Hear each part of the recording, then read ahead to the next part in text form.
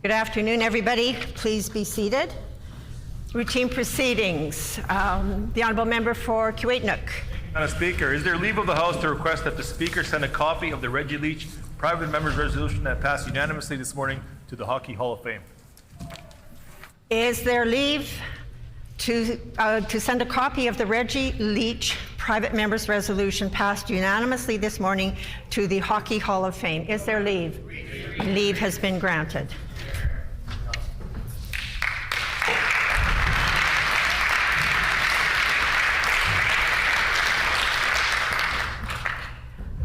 Introduction of bills, committee reports, tabling of reports.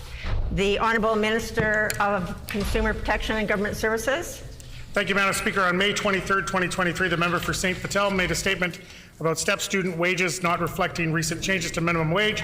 I'm pleased to table the documents detailing the STEP student wage pay scale as listed on the government website, which does indeed reflect changes to minimum wage.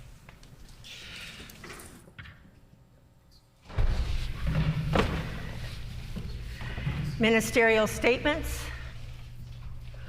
The Honourable First Minister, and I would indicate that the required 90 minutes notice prior to routine proceedings was provided in accordance with Rule 27(2). Would the Honourable Premier please proceed with the statement? Thank you very much, Madam Speaker, and it is an honour and a privilege to rise today in recognition of the 10th Annual Special Olympics Awareness Week in Manitoba. In 2013, I had the opportunity to introduce and pass Private Members Bill 209, proclaiming the second week of June each year as Special Olympics Awareness Week in our province. This week is not only a celebration of the impactful work of Special Olympics Manitoba, but also an opportunity for all Manitobans to reflect on our roles in creating a diverse, equitable, and safe sports system where all athletes feel included. 50 years ago, there were few opportunities for those with intellectual disabilities to participate in sport. Today, through Special Olympics Manitoba, youth and adults of all abilities across our province have access to a community dedicated to fostering sport for all. Madam Speaker, this dynamic organization provides a diverse array of programs that encourage athletes, families, and volunteers to engage with their communities. Special Olympics Manitoba is a true leader in empowering people to be the best versions of themselves, physically, mentally, emotionally, and socially. Through their mandate to accept without exceptions, they are working to enrich the lives of individuals with disabilities while inspiring the masses to open their hearts and minds to others. From June 17th to 25th, Special Olympics Manitoba will be sending 8 athletes, 1 mission staff, and 2 assistant coaches to represent Team Canada in Berlin, Germany for the 2023 Special Olympics Games. The 8 athletes are Regan Hoffley, Alec Baldwin, William Hall, Jennifer Adams, Colleen Voth, Jason Normanton, and Ritu Shahal, and Rebecca Burse. I would also like to recognize Susan Lambu, Chef de Mission for Team Canada, Stephen Dreger, Female Soccer Assistant Coach, and Jackie Mazer, Powerlifting Assistant Coach. Madam Speaker, I ask all members to join me in recognizing and celebrating Rachel Wheatley, CEO of Special Olympics Manitoba, who is with us in the gallery today, and all the incredible athletes, the coaches, the board members, the volunteers, and the families that drive Special Olympics Manitoba. Thank you.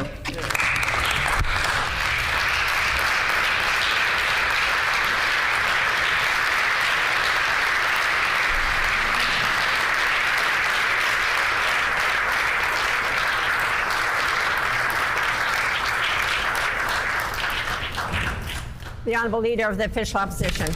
Madam Speaker, it's almost 10 years now that Manitoba has recognized the second week of June as Special Olympics Awareness Week. This annual event serves as a reminder of the power of sport in transforming lives and promoting acceptance within our communities.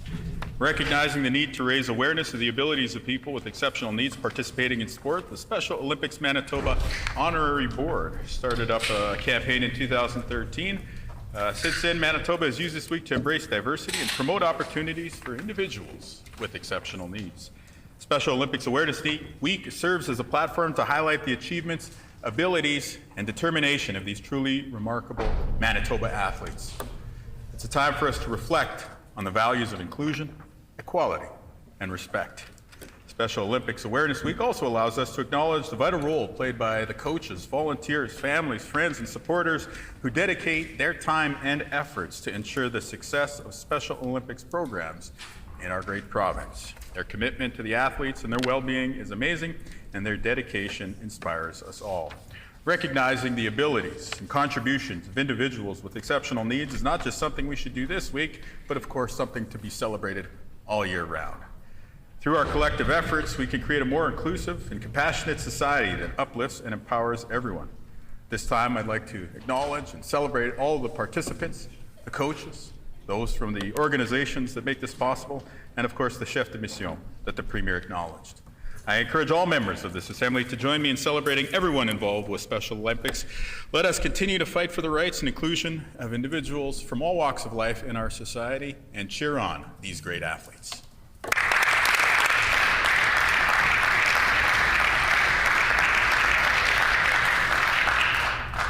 The Honourable Member for St. Boniface. Thank you, Madam Speaker. I seek leave to speak to the Premier's statement. Does the member have leave to respond to the statement?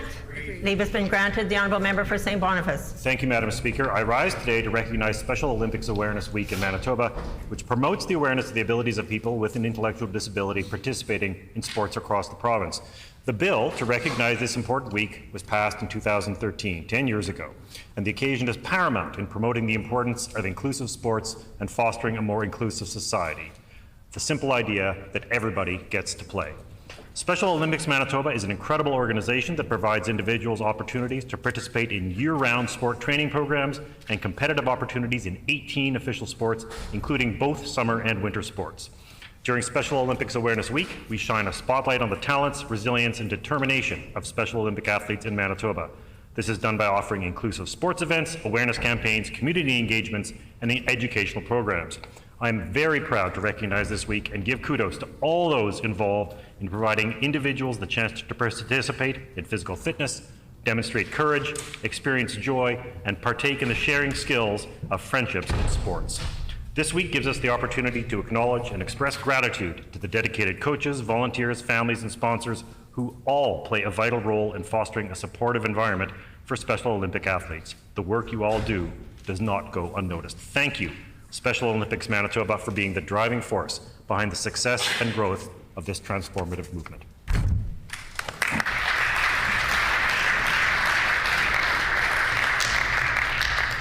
Further ministerial statements. The Honourable Minister of Advanced Education and Training, and I would indicate that the required 90 minutes notice prior to routine proceedings was provided in accordance with Rule 27, Bracket 2.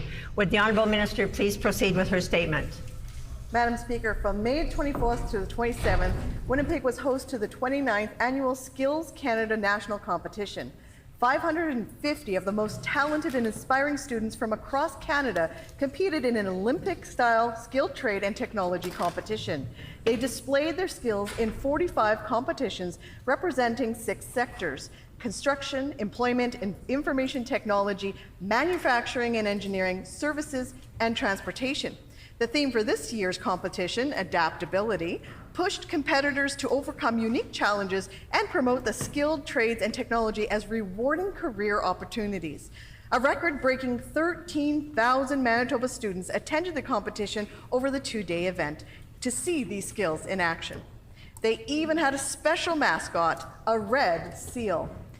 I had the opportunity to tour the competition and speak with individuals who work in the trades. It was encouraging to see Canada's future in the trades and technology is bright with the dedication and commitment in the next generation of tradespeople.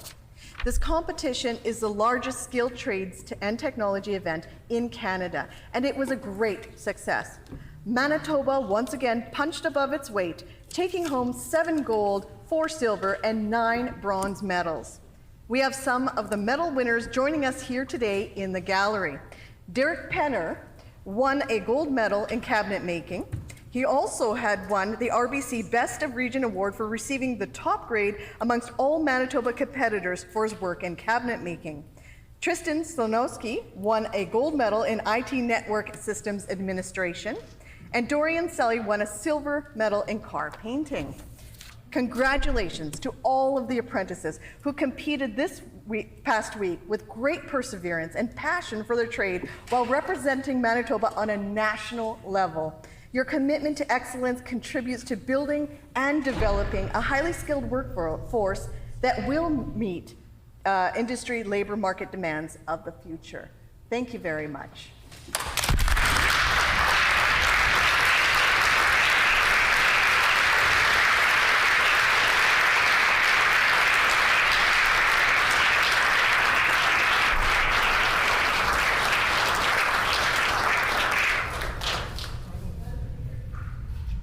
The Honourable Minister of Advanced Education and Training.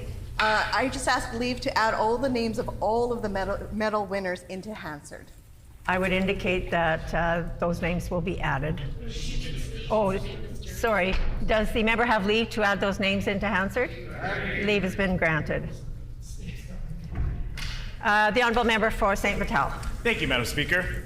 The Skills Canada National Competition provides tomorrow's workforce with an opportunity to discover new and exciting careers. It is the only national multi-trade technology competition for students and apprentices in the country. Each year, the national competition, hundreds of competitors from all regions of Canada come together to participate in over 40 skilled trade and technology competitions. This year, the Skills Canada National Competition was held here in Winnipeg from May 25th to 26th at the RBC Convention Centre. It featured over 500 competitors in 45 competitions, representing 6 sectors: construction, employment, information technology, manufacturing and engineering, services, and transportation. The competition also welcomed over 10,000 student visitors and over 50 try-a-trade technology activities for visitors to learn and experience careers in skilled trades and technologies. Skills Canada brought 3 new initiatives to the 2023 competition. A new skills symposium brought together industry, government, and education, giving them opportunities to meet, exchange, and share knowledge. Some of the topics presented included engaging diverse communities, recruiting and retention, and sustainability. There was also new Indigenous Skills Showcase, which allowed thousands of visitors to explore First Nations, Inuit, and Métis skills by taking part in activities such as flat stitch beading, sewn, stopes, carving, building mini teepees, and constructing Inuit yo-yos. When I toured on May 25th, I particularly was impressed with the Red River College Polytechnic's booth, where they had a 5-foot-tall robot, which was terrific to enjoy. And finally, the Empowering Women in Trades initiative brought together industry partners by showing young women the incredible careers that are available in the skilled trade.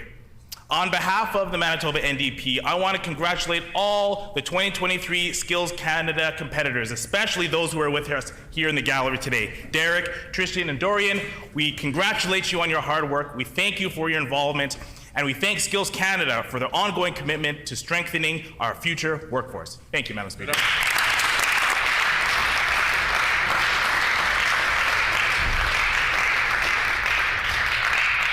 The Honourable Member for Tyndall Park. Madam Speaker, I ask for leave to respond to the Minister's statement. Does the member have leave to respond to the statement? Leave has been granted. The Honourable Member for Tyndall Park. Thank you, Madam Speaker. I rise today to recognize all competitors, staff, volunteers, and participants of the 2023 Skills Canada National Competition. Every year, Skills Canada showcases and engages thousands of students and apprentices in a multi-trade and technology competition. This year, Manitoba hosted the national competition, which brought competitors from all across Canada to participate in over 40 skilled trades and technology competitions. Madam Speaker, Skills Canada does really important work in engaging young people and promoting careers in skilled trades and technologies. I wanted to highlight some of their initiatives this year, which were empowering women, First Nations, and diverse communities in the trades. We know that women continue to be underrepresented in skilled trades, and part of Skills Canada's approach has been to break down the negative misconceptions and showcase young women in the incredible careers that are available in various industries. Madam Speaker, we must continue to break down barriers, empower underrepresented people, and encourage inclusion in the trades. Lastly, I want to recognize all the Manitoba finalists and their incredible achievements at the event, as well as welcome those medal winners along with their families here at the Manitoba Legislature today. Thank you.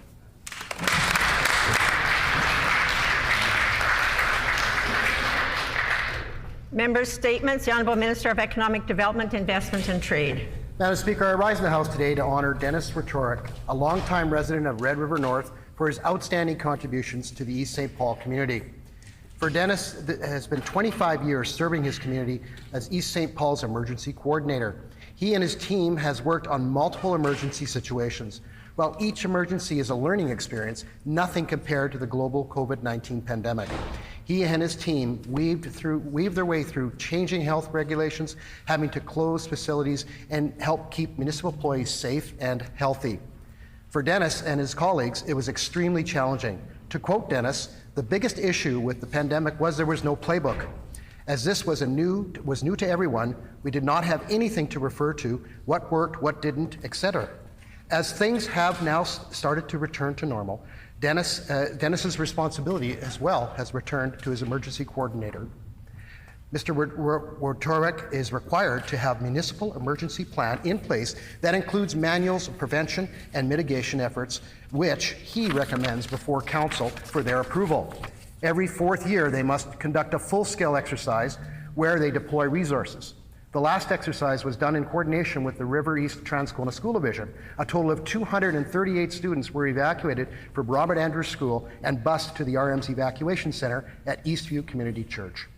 The RM's plan, or Dennis's plan, is award-winning. In 2016, East St. Paul was recognized by the province with Manitoba Community Emergency Preparedness Award, and Dennis was presented with the Emergency Coordinator Award of the Year in 2011. Madam Speaker, I ask my colleagues today to join me in welcoming Mr. Dennis Rhetoric and his wife, Brenda, to the gallery today. Thank you.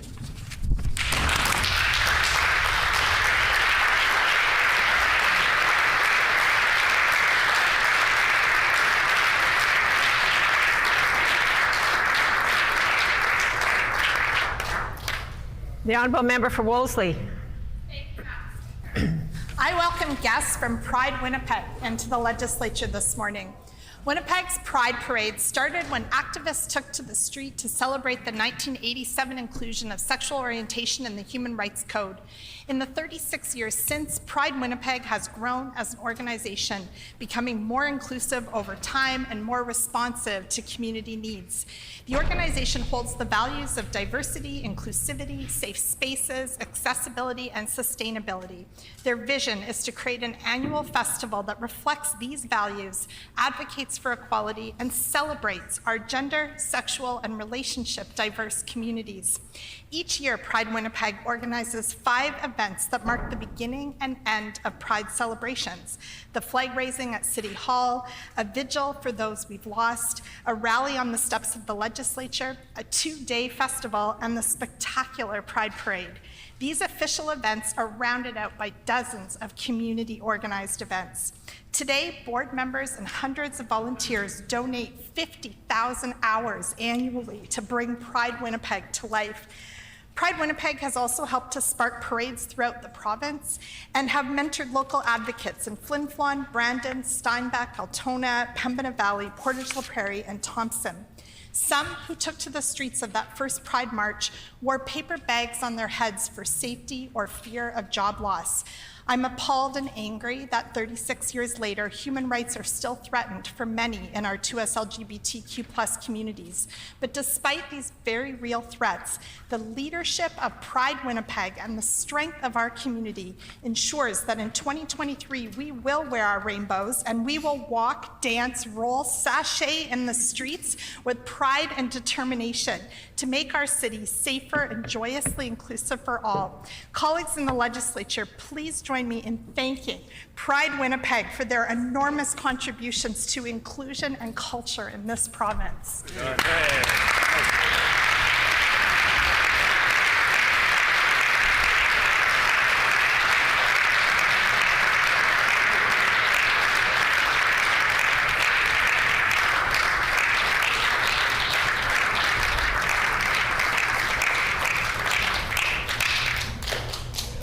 The Honorable Minister of Labour and Immigration.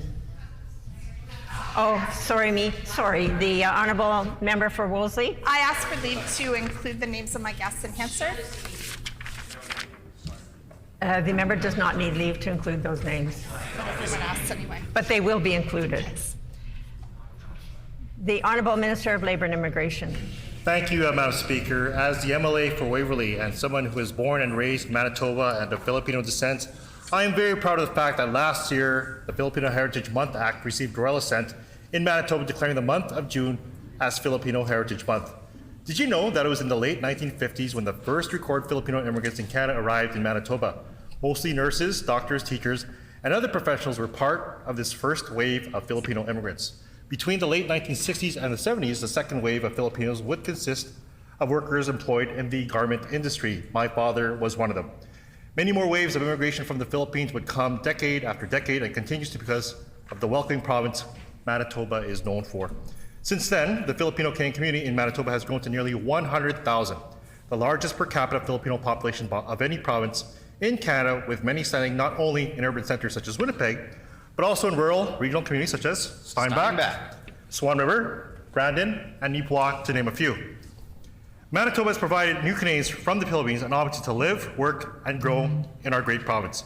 And Manitoba is all better for it because the people and families who came from the Philippines have enriched our culture, grown our economy, and made our province a better place for all. As the first Filipino Canadian-born MLA in Manitoba, I must mention some politicians from Manitoba who came before me. Dr. Ray Pactican, the first Filipino member of Parliament in Canada. The late Dr. Conrad Santos, the first Filipino member of the Manitoba Legislative Assembly, as well as several Manitobans, including Krista Guglub, Flor Marcelino, Ted Marcelino, and Mike Pactican, to name a few. So let's celebrate Filipino Heritage Month to recognize the outstanding contributions of our growing and vibrant Filipino community in Manitoba, some who are with us today in the gallery. Thank you. Maraming salamat po sa inyong lahat. Mabuhay. Mabuhay.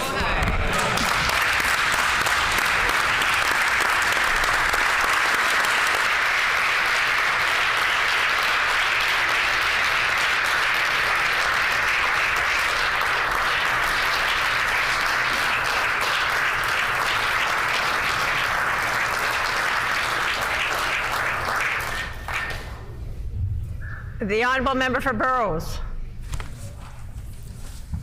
Salamat po, Madam Speaker. Mabuhay and welcome to my friends in the gallery today.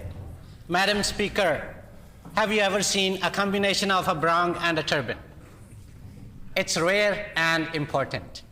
Today, I am honored to recognize Filipino Heritage Month and the incredible contributions of Manitobans of Filipino heritage.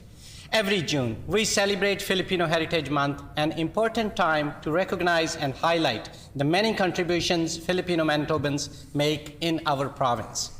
The positive impact of Filipino Manitobans continues to be seen in sectors such as business, politics, healthcare, journalism, and many more. In my own constituency of Burroughs, I am honored to know and work alongside Filipino community leaders who have helped foster a more open, diverse, and inclusive Manitoba, some of whom I would like to highlight today. For the first time in Manitoba's history, 3 Filipino trustees were elected last year. Perla Habate, Dante Eviso, and Anne Evangelista's tireless advocacy has led to the establishment of a Filipino-English bilingual program at Winnipeg School Division. Now, 2 school divisions in my constituency, Seven Oaks and Winnipeg School Division, both offer Filipino-English bilingual programs. Manitoba Association of Filipino Teachers and the Seven Oaks Filipino Employees Association are doing commendable work in the classroom by leading with compassion. Sugar Blooms and Cakes and VC Cubes are 2 well-loved Filipino bakeries in Burroughs who have been connecting Manitobans through a shared love of sweets. Philippine Heritage Council, Pinay's Manitoba, 204 volunteers, and the Filipino Street Festival team have been instrumental in community organizing and advocacy. The turban and the barong are both symbols of pride and respect that serve to unite and strengthen diversity in our province. I'm proud to represent such a diverse constituency where generations of Filipino families have chosen to make boroughs their home. I thank all Filipino Manitobans for their contributions in building a better Manitoba and wish everyone a happy Filipino Heritage Month. Salamat po, Madam Speaker.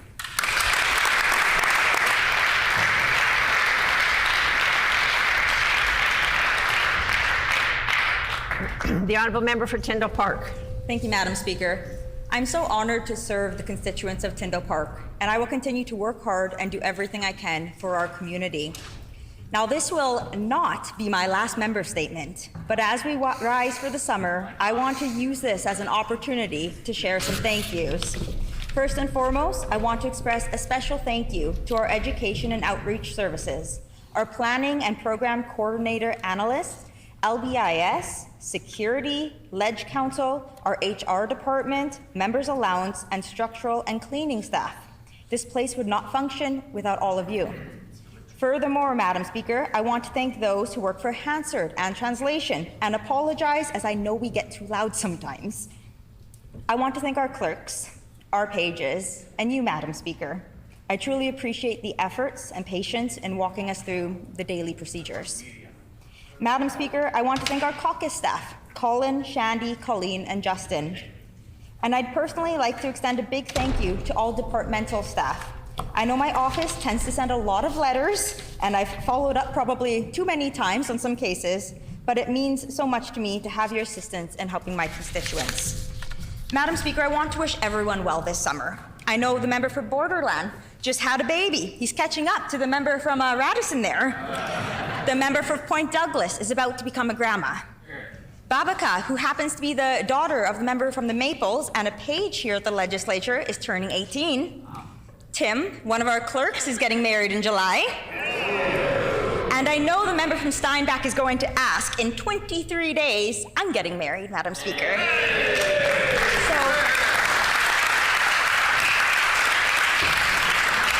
So it's going to be a very good summer, Madam Speaker. And in all the excitement, I want to wish everyone safety throughout the summer, and I hope that everyone has fun on the campaign trail. Thank you, Madam Speaker.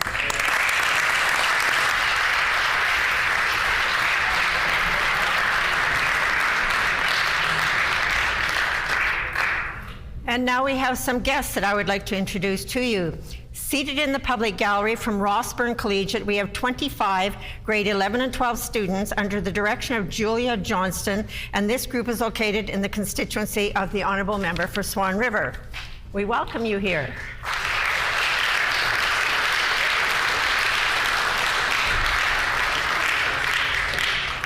And also in the public gallery, we have Danielle Ade Anjou, the partner for the Honourable Member for Point Douglas, and we welcome him here today.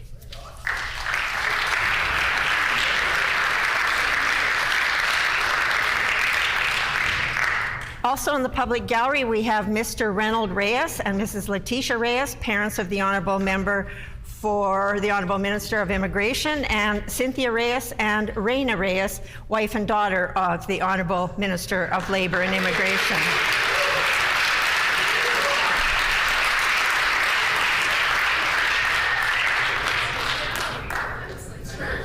And I've been wanting to say mabuhay, so there it is. In the Speaker's Gallery is my dream team, my constituency assistants, Carol Van Dale and Pat Rondeau, and I welcome them here to the legislature.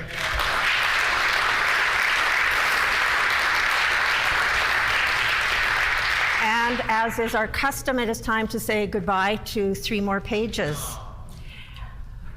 Sonia Ruprai, working as a page, has been a remarkable experience for her, and she is very grateful for this opportunity. She says, I will begin grade 12 in the fall and expect to graduate from Fort Richmond Collegiate in the summer of 2024.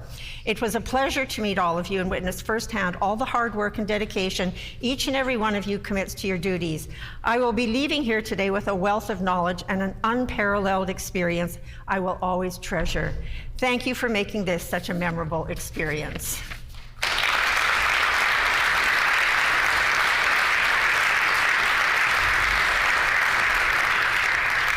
Kylie Hebert. Kylie will be graduating from Murdoch McKay Collegiate this June. Her hard work and dedication towards her academics have paid off, as she is now set to attend the University of Winnipeg in the fall, where she will be part of the Advanced Neuroscience program. She hopes to obtain her bachelor's degree to then further her education in the years following. As she prepares for this new chapter in her life, she is also grateful for the experience she has gained as a page at the Legislature. During her time here, she gained a deep understanding of how our provincial government works and the role it plays on how it shapes our society. She would like to express a heartfelt thanks to everyone at the Legislature who supported her throughout the year. She is particularly thankful to those who went out of their way to guide and mentor her. Their kindness and patience have made her experience more memorable, and she will carry the lessons she learned with her for the rest of her life.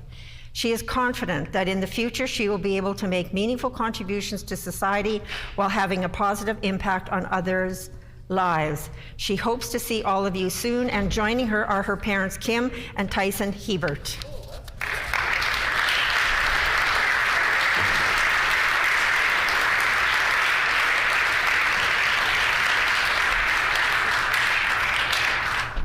And the last page we want to wish well is River Amy. When I first started at the Legislature, she says, I was more than intimidated. I had never worked anywhere so formal or worn a uniform so fancy. But as I became more comfortable, I realized there is nothing intimidating about working here at all. All the staff at the Legislature have made me feel nothing but safe and welcomed in this environment. Dave and Cam have always been kind, organized, and understanding bosses. The other staff of the Legislature have always been warm and friendly. And whether it's compliments on my earrings or my name, or even just a simple thank you, you have all made this experience a job of a lifetime. I will cherish working here forever, and I am eternally grateful for this opportunity. Although I am sad to leave, I am excited to attend McGill University this fall semester to study cognitive science. I will always be grateful for the things I've learned here, and I will take this knowledge with me to Montreal. One of those things being my newfound ability to lip read the word water. And joining her today is her father, Jeff Amy.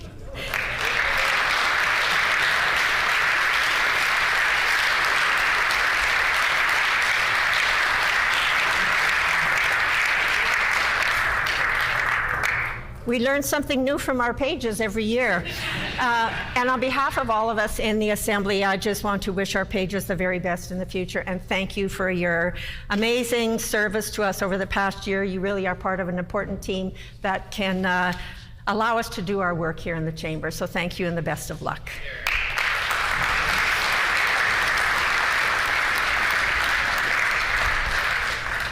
Oral questions. The Honourable Leader of the Official Opposition.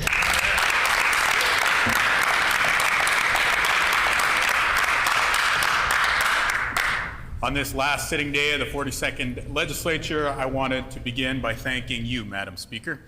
For more than 7 years now, you have presided over the proceedings of this chamber, you have made important rulings, and you have acted in good stead in your role as steward of the People's Building of Manitoba, and I wanted to say thanks. On a lighthearted note, we also asked you to rule on more matters of privilege than probably any other speaker in the year 2020. Of course, you know what I'm talking about there. And so all the best in what's next, Madam Speaker. Thank you. And by way of thanking you, I also want to thank the clerks, the Sergeant-at-Arms, the pages, all of the staff who make this place function. You are the facilitators of our democracy, and that is truly a sacred function. I do have a question about healthcare, but wanted to put those words on the record first.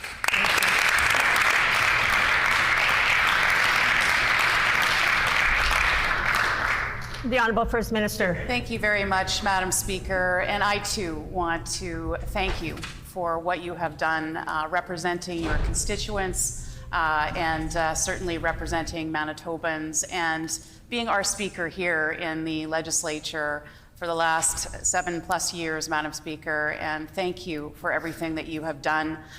It's been an incredible honor to work closely with you over those years and beyond that. I think you've been an MLA, one of a couple of people in here that's maybe been an MLA longer than I have, but we've certainly shared many times over the years, and I want to wish you all the best on your retirement, and I know that we will keep in touch. So thank you to you. I also want to thank the clerk, the deputy clerk, to all the table officers. I want to thank Hansard. I want to thank translation as well, and I want to thank the Sergeant at Arms and all the security staff. To our pages who are here today and those who have left just earlier. But thank you for everything that you've done for all of us and making our lives that much easier here in the Manitoba Legislature to be able to do our jobs. So on behalf of all of us, I thank you very, very much. And I wish you all the best, a wonderful, wonderful summer.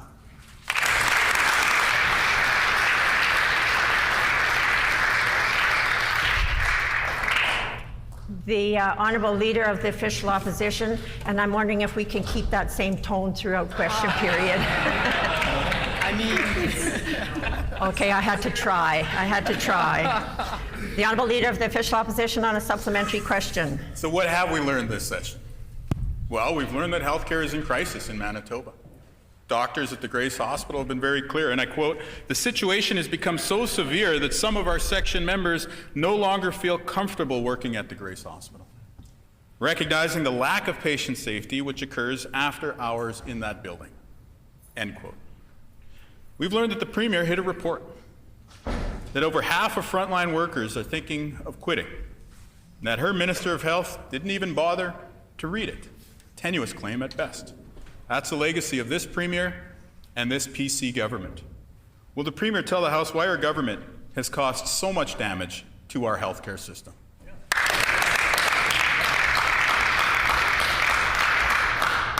The Honourable First Minister. Well, Madam Speaker, what we have learned, certainly on this side of the House, is that day in and day out, the Leader of the Opposition and members opposite get up in this chamber and put false information on the record for Manitobans, and that is shameful, Madam Speaker.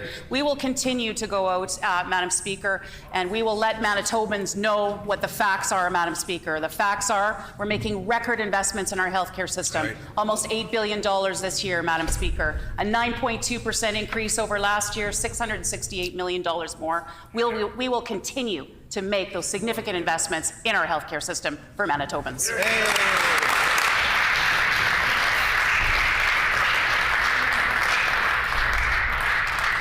The Honourable Leader of the Official Opposition on a final supplementary. I recognize that that's the Premier's election year talking point, but I invite her to make a specific reference.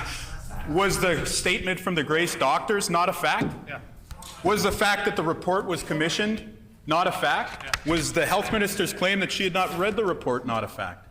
I'll put further facts on the record. Dan Roberts at Health Sciences Centre, doctors at the Sleep Clinic at Misericordia, and orthopedic surgeons at the Grace Hospital have also raised the alarm about mistakes that this government is making in their stewardship of the healthcare system.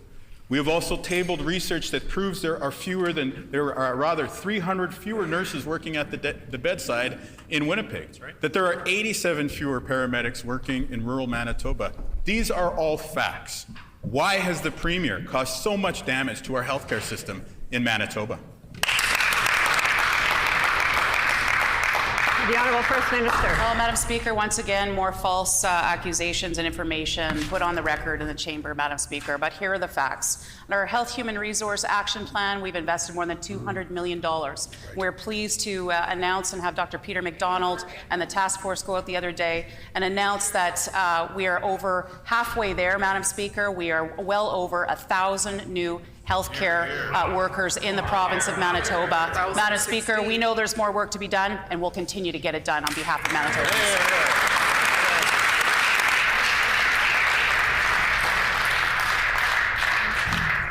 The Honourable Leader of the Official Opposition on a new question.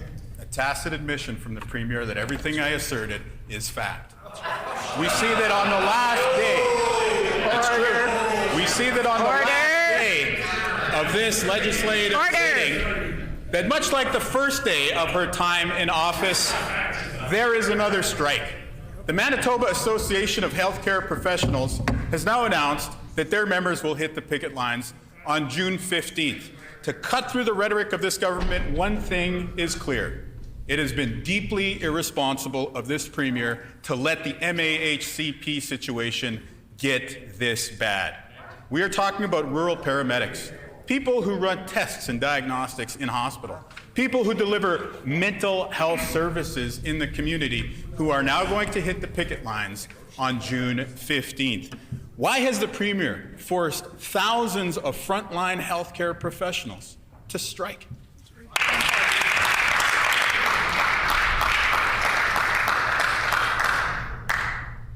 The Honourable First Minister. Madam Speaker, I want to thank all of those individuals who work in the front lines of our healthcare system. They do incredible work to help keep patients safe and healthy, Madam Speaker, and we thank them for the incredible work that they do.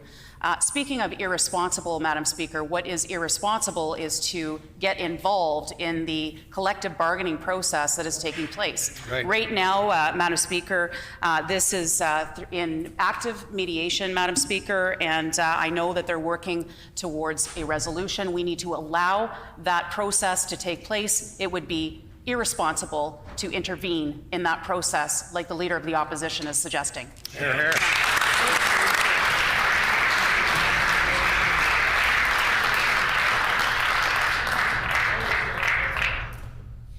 The Honourable Leader of the Official Opposition on a supplementary question. This government created Shared Health. They appoint its board. Anytime there's an impasse in negotiations, Shared Health negotiators walk away saying that they have to check in with those who set their mandate. For 5 years, these frontline healthcare professionals have had their wages frozen. These rural paramedics and folks who run our diagnostics have not had an increase in their pay during a time of record inflation. Now, perhaps a few months, maybe even a year, that would be a result of tough negotiations. But 5 years without a contract, that is clearly the strategy of this Stephenson government.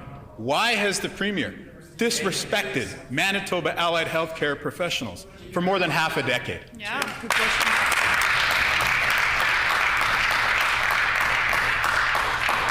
The Honourable First Minister. Well, Madam Speaker, the Leader of the Opposition is being disrespectful by suggesting that we should intervene in the middle of a collective bargaining process, Madam Speaker. This issue remains before mediation, Madam Speaker, and we'll look forward to a resolution coming, Madam Speaker. Without any understanding of the real facts, Madam Speaker, all the Leader of the Opposition is doing is inflaming the situation. It is not helping Manitobans. Hear, hear.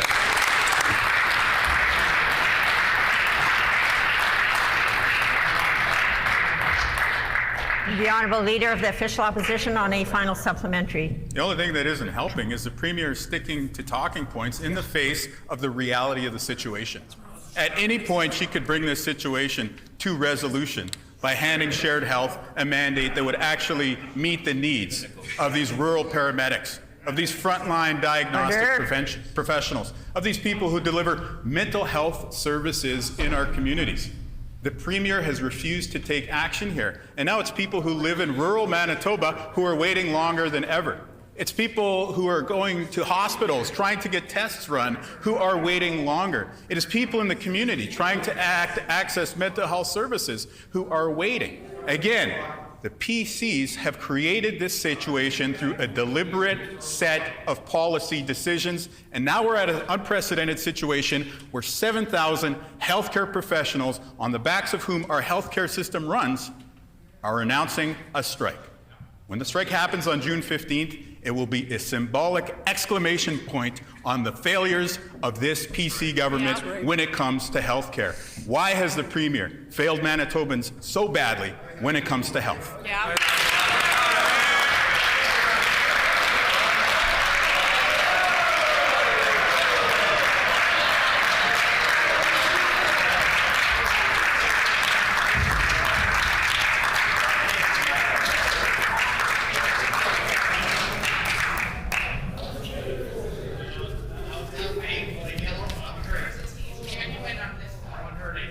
Order.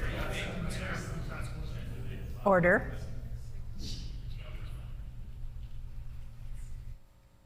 The Honourable Member for Union Station.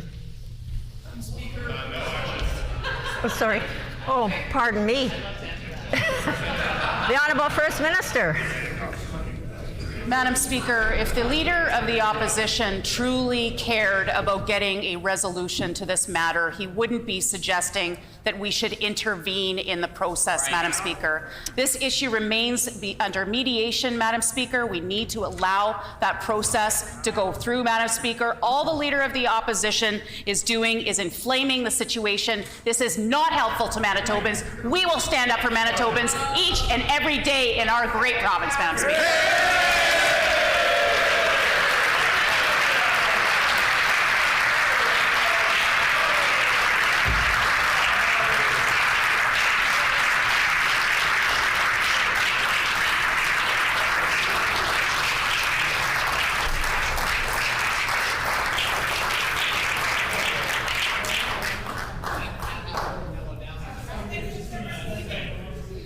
Order. Order. Order. The honourable member for Union Station. Over 5 years, Madam Speaker. That's how long MAHCP workers have gone without a contract thanks to the PC's refusal to bargain fairly with these workers. And now MAHCP has announced they have no choice but to go on strike on June 15th. It is completely irresponsible that the PCs have let it get to this point and get this bad in healthcare in our province. These workers are critical. They're critically important to healthcare in our province, and instead of providing them support, the PCs have done nothing but disrespect them for years. Can the Premier explain why she's forcing MAHCP members to strike?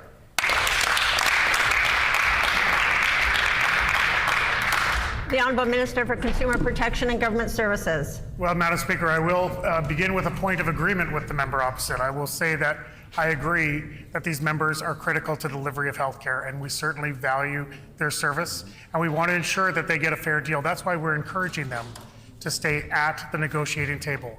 Here on this side of the House, we believe that bargaining should happen at the negotiating table with the aid of a mediator. On that side of the House, they don't trust the mediator. They have no respect for proper bargaining.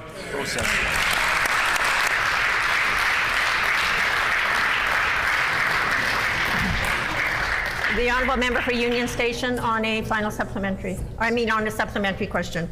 The same workers that that minister called healthcare heroes during a pandemic, he and his caucus have turned their back on. They refuse to fill high vacancies, which has led to widespread burnout and mental health issues amongst workers. And they've disrespected MAHCP workers by forcing them to work over 5 years without a contract, the longest of any across our country, Madam Speaker. That's exactly why MAHCP members voted 99% in favor of strike action. It's beyond irresponsible that PCs have allowed it to get to this point. Can the Premier explain why she's forcing MAHCP workers to strike?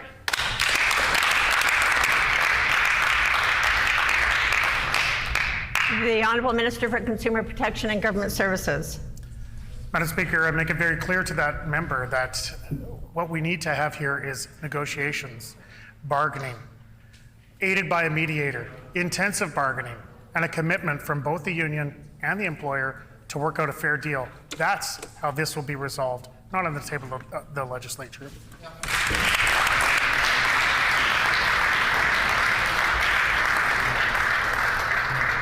The honourable member for Union Station on a final supplementary. Nearly 7,000 allied healthcare professionals are set to go on strike on June 15th, thanks to this PC government's refusal to bargain fairly for over 5 years, including throughout a pandemic. Madam Speaker, MAHCP workers have been forced to work without a contract, some people even taking out loans to pay their bills. They've worked long hours while short-staffed, leading to burnout and mental health issues. They've provided critical services such as addictions counseling, emergency response, diagnostic imaging, and more. And yet, this PC government has treated them with nothing but disrespect for years. Order. Madam Speaker, I wish they showed this kind of enthusiasm for the workers on the front lines of our healthcare system.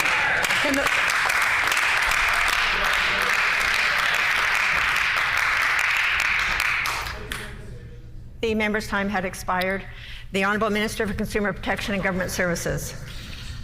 Thank you, Madam Speaker. We have nothing but respect for the workers in this negotiation.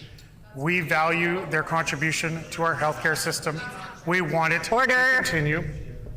We are urging both the union and the employer to remain at the bargaining table, to be aided by a mediator, to be active in those negotiations. And I would say, Madam Speaker, that Manitobans don't want to strike. Our government does not want to strike. The union members I've spoken with don't want to strike. It seems the only people who maybe want to strike is the NDP members opposite, because they think it will serve their narrow political interests. Shame on them. Shame on them.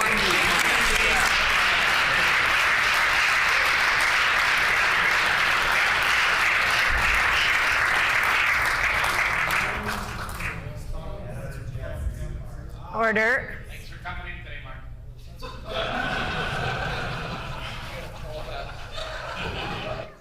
Order. That's disrespectful. Order. That is. Order. Probably worth a caution that we are not to be indicating whether members are present or absent. The Honourable Member for Fort Garry.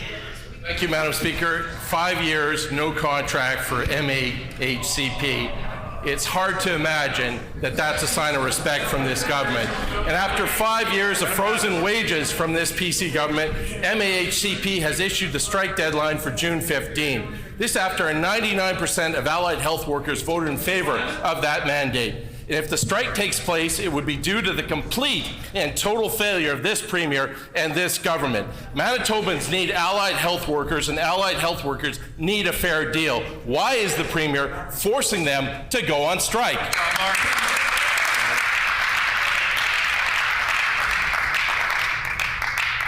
The Honourable Minister for Consumer Protection and Government Services. Thank you, Madam Speaker. If it's any comfort to you whatsoever, we're at least almost halfway through question period. So hopefully this will come to its end soon. But I will remind that member how negotiations occur. They occur between the employer and the union.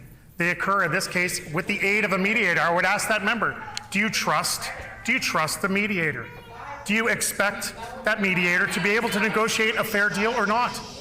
If you do trust him, why don't you let him do his work?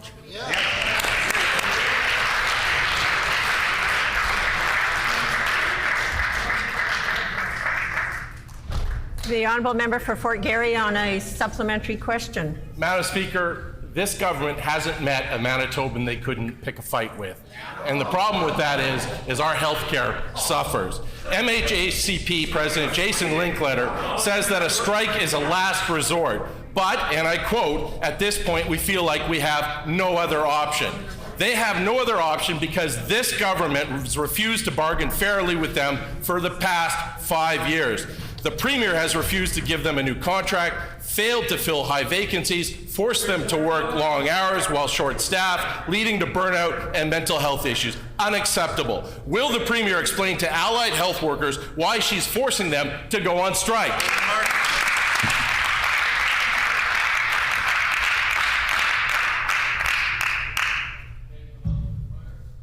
Order. The Honourable Minister for Consumer Protection and Government Services. Madam Speaker, I think it's sad that the members opposite continue to go down this road. I asked him a very simple question, one that could be answered with a simple yes or no. Does the member accept that the mediator is actually engaged in attempting to negotiate a fair deal or not? Does he trust the work of the mediator?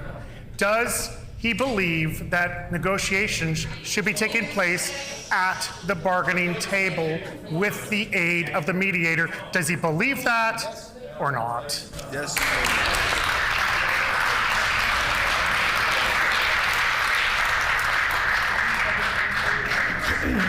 The Honourable Member for Fort Garry on a final supplementary. Madam Speaker, this minister sets the bargaining mandate for shared health. For him to deny that he does that is an absolute abdication of leadership. For him to hide behind shared health is absolutely a lack of accountability. We are going to go and have an election this fall, and Manitobans deserve better. They deserve a government that will actually stand up for them and fight for their health care.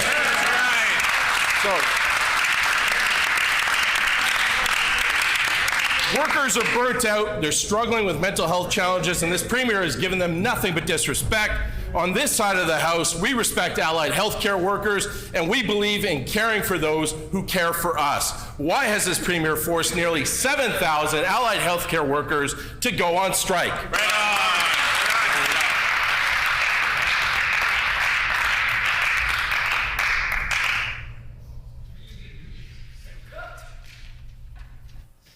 The Honourable Minister for Consumer Protection and Government Services. The member opposite talks about accountability and sits behind a leader that won't take any.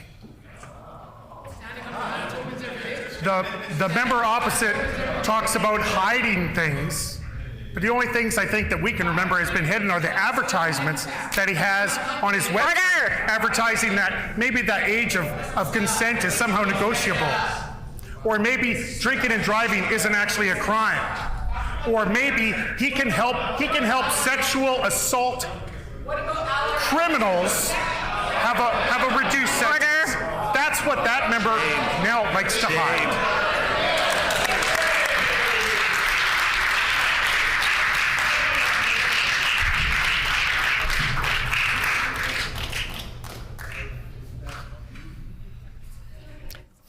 I am going to have to call the member for Point Douglas and the member for Union Station to order. The Honourable Member for St. John's. So back to allied health professionals. Since the day that the PCs took office, they have shown absolute disdain for allied health workers. For over 5 years, the PCs have forced them to work without a contract. Allied health professionals are dealing with burnouts, thanks to every single member there refusing to fill high vacancy rates. Make no mistake, all of this is the fault of the Premier and her PC caucus. Will the Premier simply admit that forcing essential allied health workers to strike is irresponsible and that she's failed allied health workers and, by virtue, all Manitobans? That's right.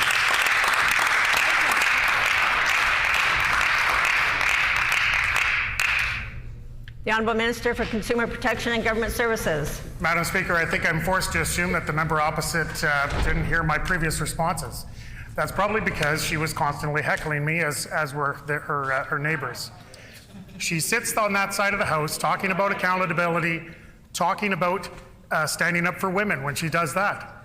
And yet she sits next to a leader who does none of that, who avoids accountability, who won't admit responsibility, who leaves in his wake a trail of victims and then turns around and blames them for his actions. Will the member opposite stand up and at least condemn that?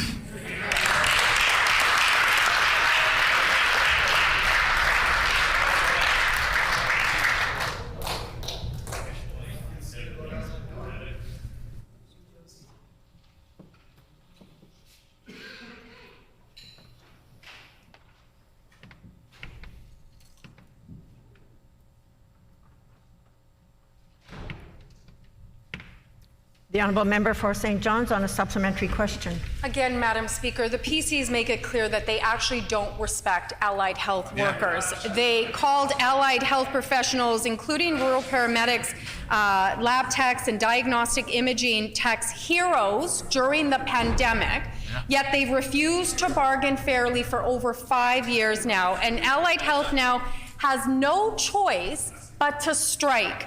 It is irresponsible that the PCs, the Premier, the Health Minister, that minister over there, have let it get to this point that people are forced to strike.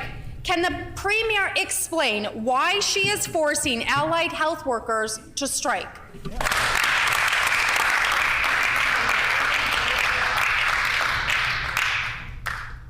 The Honourable Minister for Consumer Protection and Government Services.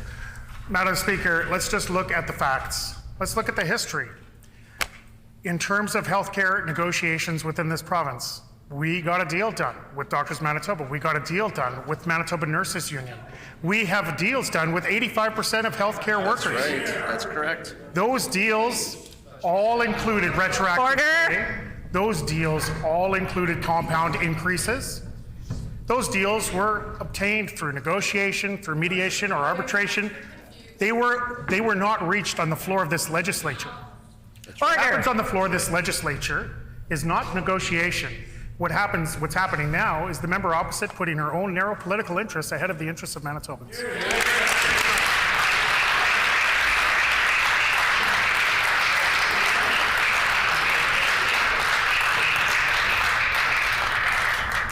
The honourable member for St. John's on a final supplementary. After over 5 years without a contract and continued disrespect and disdain, some of what we're seeing right now, allied health workers have no choice but to strike on June 15th. While essential services will continue during the strike, allied health workers have said that a strike will cause, and I quote, significant delays and service disruptions, end quote, for Manitobans, Madam Speaker. Wait times and cancellations could increase for surgeries and diagnostic services, mental health and addiction services, lab results, and much, much more, Madam Speaker. It's clear that the Premier does not care to take this issue seriously.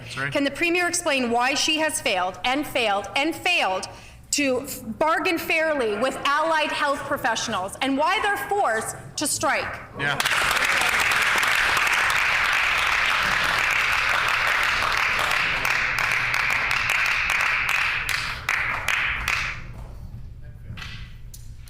The Honourable Minister for Consumer Protection and Government Services. Can the member opposite explain why she has failed and failed and failed and failed to listen to the advice of someone who should be a mentor for her, who should be a role model for her? I'm speaking, of course, about the former NDP Minister, Jennifer Howard.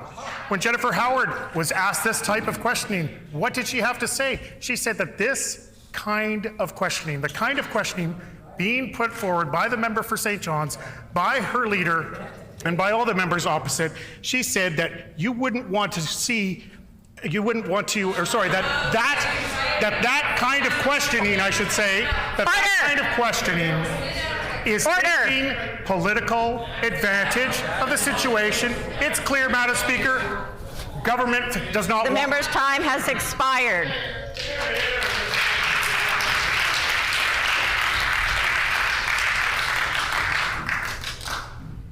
And I am going to have to call the member for St. John's to order. Yelling across the House isn't going to make anything different. It's not going to make any changes happen. It's definitely not civility that is being respected in this House. And I'm going to ask for everybody's cooperation. I think we had some great messages given to us yesterday by a member, and I think a lot of you might have forgotten about that. I'm asking for everybody's cooperation, please. I know it's the last day, but at least for these last few minutes of question period, can we at least in this province show that democracy can work in this chamber? The honourable member for St. James. Nearly 7,000 allied healthcare workers will walk off the job on June 15th if this PC government doesn't ensure a fair deal. This would make it even harder for Manitobans to access healthcare services in a system that's already been broken by the Stephenson government continuing Brian Pallister's devastating healthcare cuts. Manitoba is losing highly specialized allied health professionals because this PC government's wage freeze makes it impossible to recruit and retain people here in this province. Manitobans deserve an explanation. Why does the Premier insist on forcing nearly 7,000 allied healthcare workers to go on strike?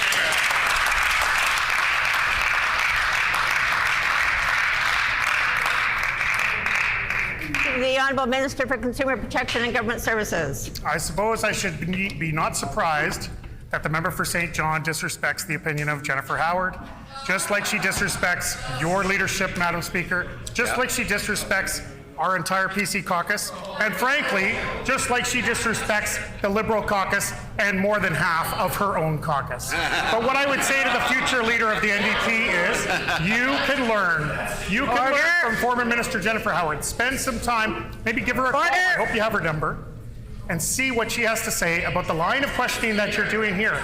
Are you putting, is the member opposite putting, is the member opposite putting his own narrow political interests ahead of the interests of union members? We stand on the side of union members. We stand on the side of Manitobans. The members.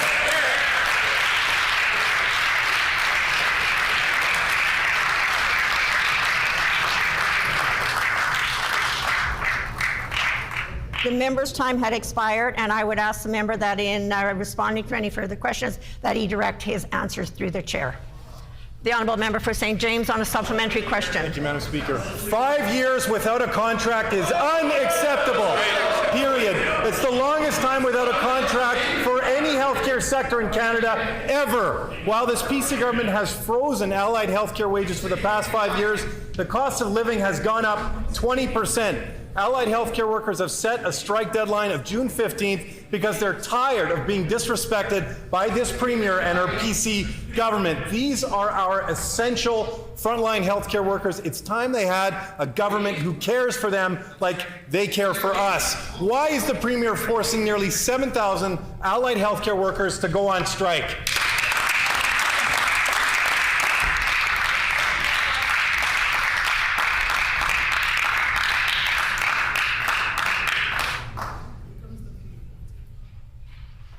The Honourable Minister for Consumer Protection and Government Services. I thank you very much, Madam Speaker. And we're past 80% through this question period, so you have my sympathies that you've had to put up with this long. But I would remind the future leader of the NDP and future opposition leader, presumably, that when he's going to bring up these kind of matters in the House, this might be the time. This might be the time for this member to differentiate himself from his leader, to differentiate himself from his House leader, get a little separation Order, before please. they go down in flame.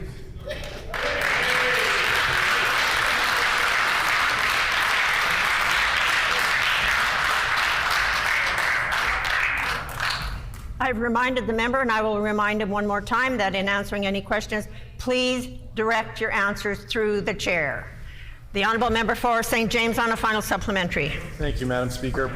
Allied healthcare workers are burnt out. They're working long hours in an understaffed system because of this PC government's failure to fill vacancies. These are our healthcare heroes, and they deserve our respect. Instead, the Premier and her government have frozen their wages for 5 years and refuse to give them a new contract. That's shameful, Madam Speaker. This PC government's record on healthcare is failure after failure after failure, and I'm going to add another one, after failure.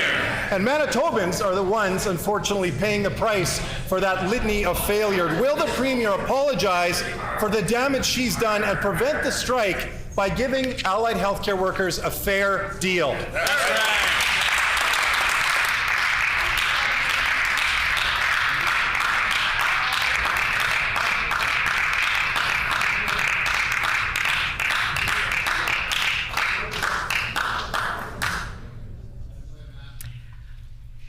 The Honourable Minister for Consumer Protection and Government Services.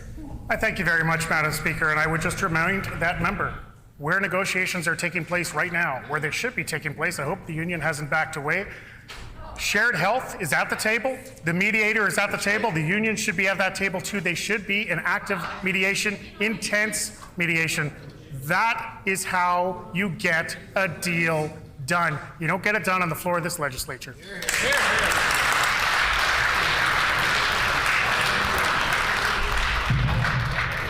The Honourable Member for St. Boniface. Thank you, Madam Speaker. This government is getting over $1 billion in new transfers, a 16.8% increase and over 100% since 2016. Yet this morning, the Manitoba Association of Healthcare Professionals announced they'll go on strike June 15th because the people who make sure doctors and nurses can actually provide treatment haven't had a contract in over 5 years. Let's not pretend this is about interfering in bargaining from a government that passed a law to suspend it.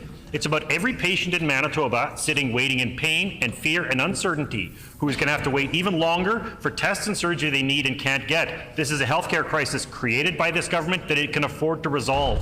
Why is this PC Premier making it worse? The Honourable Minister for Consumer Protection and Government Services. Out of respect for the Liberal Party, I will give the member a small benefit of the doubt. And I'll just remind him that when we came into office, there was an unbelievable number of negotiating units that were part of the healthcare system and had been allowed to get completely out of hand by the NDP. And so in this particular case, there was 50 individual bargaining units that are now boiled down to 6. So this made for a complex negotiation. It actually took quite a long time for the members themselves to choose who their union would be, to choose who would be negotiating for them. And finally, when all that was done, negotiations began. And they've been continuing ever since, and they're continuing to date as they should.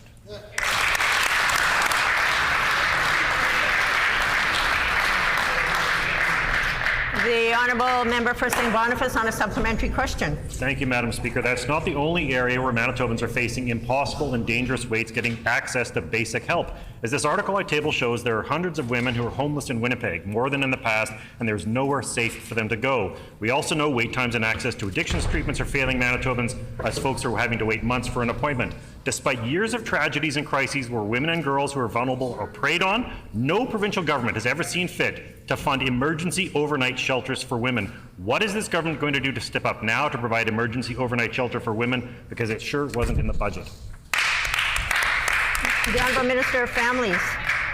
Madam Speaker, and I guess the members opposite had missed the page, so I'll table the budget for him afterward for his review. But our government provided $1.5 million to Velma's House, which is a 24/7 safe space. Unfortunately and sadly, members opposite, all those members opposite, voted against a safe space, 24/7 safe space at Velma's House for women. We also doubled the funding for our women's shelters and some of our homeless shelters, moving to 24/7 for many of these shelters. Also something that members opposite had voted against, each and every one of them. $126 million they voted against. Shame on them all.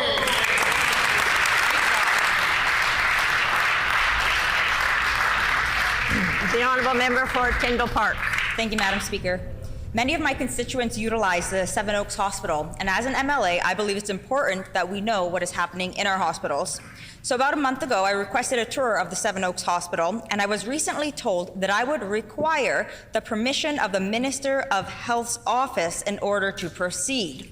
To expect an MLA to have to get permission from the minister to tour a hospital is completely unacceptable and deeply concerning.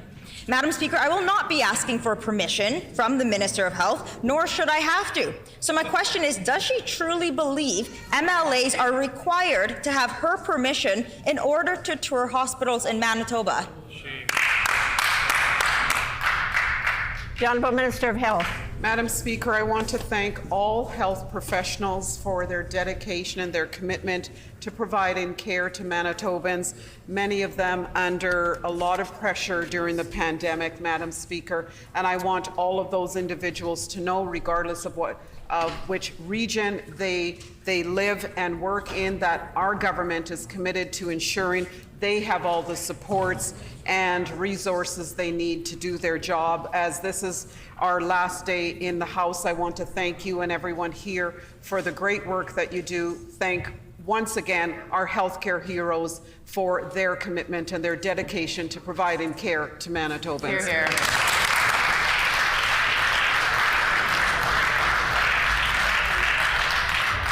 The honourable member for Dauphin. Thank you, Madam Speaker. Under the NDP, community projects were famously used as a form of patronage. They would hand out funding based not on community need, but exclusively for political gain, and generally ignored rural communities. I am proud to serve as part of a government that realized that all Manitobans deserve access to strong community services. I table an article from my local community paper that shows just how well received these investments are. Can the Minister of Municipal Relations explain how all Manitobans benefit from the Building Sustainable Communities Fund?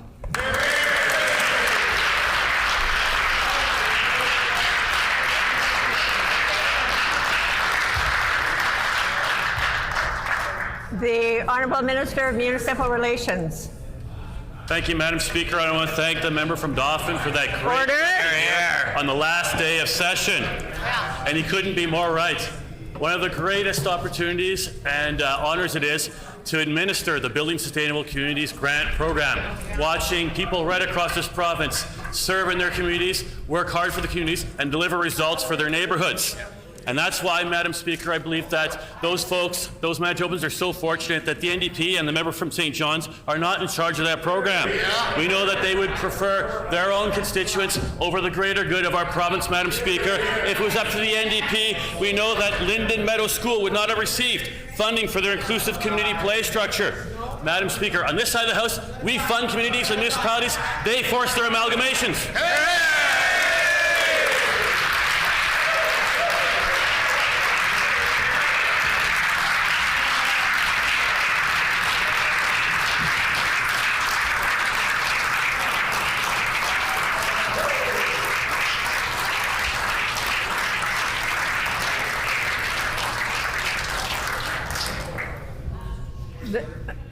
The Honourable Leader of the Official The time for oral questions has expired. The Honourable Leader of the Official Opposition on a point of order. Now that the experience, shall we say, of question period is over, I wanted to return to the last day of school theme, as it were, and just take this opportunity to thank the Premier. Serving as the Leader of the Official Opposition has been the great honor of my life, and there's no opportunity to serve as opposition leader unless there is a government to oppose. The Premier is the first woman elected to hold her office, and she made history in that respect. And so as we draw the 42nd Legislature to a close, I wanted to take an opportunity to acknowledge her.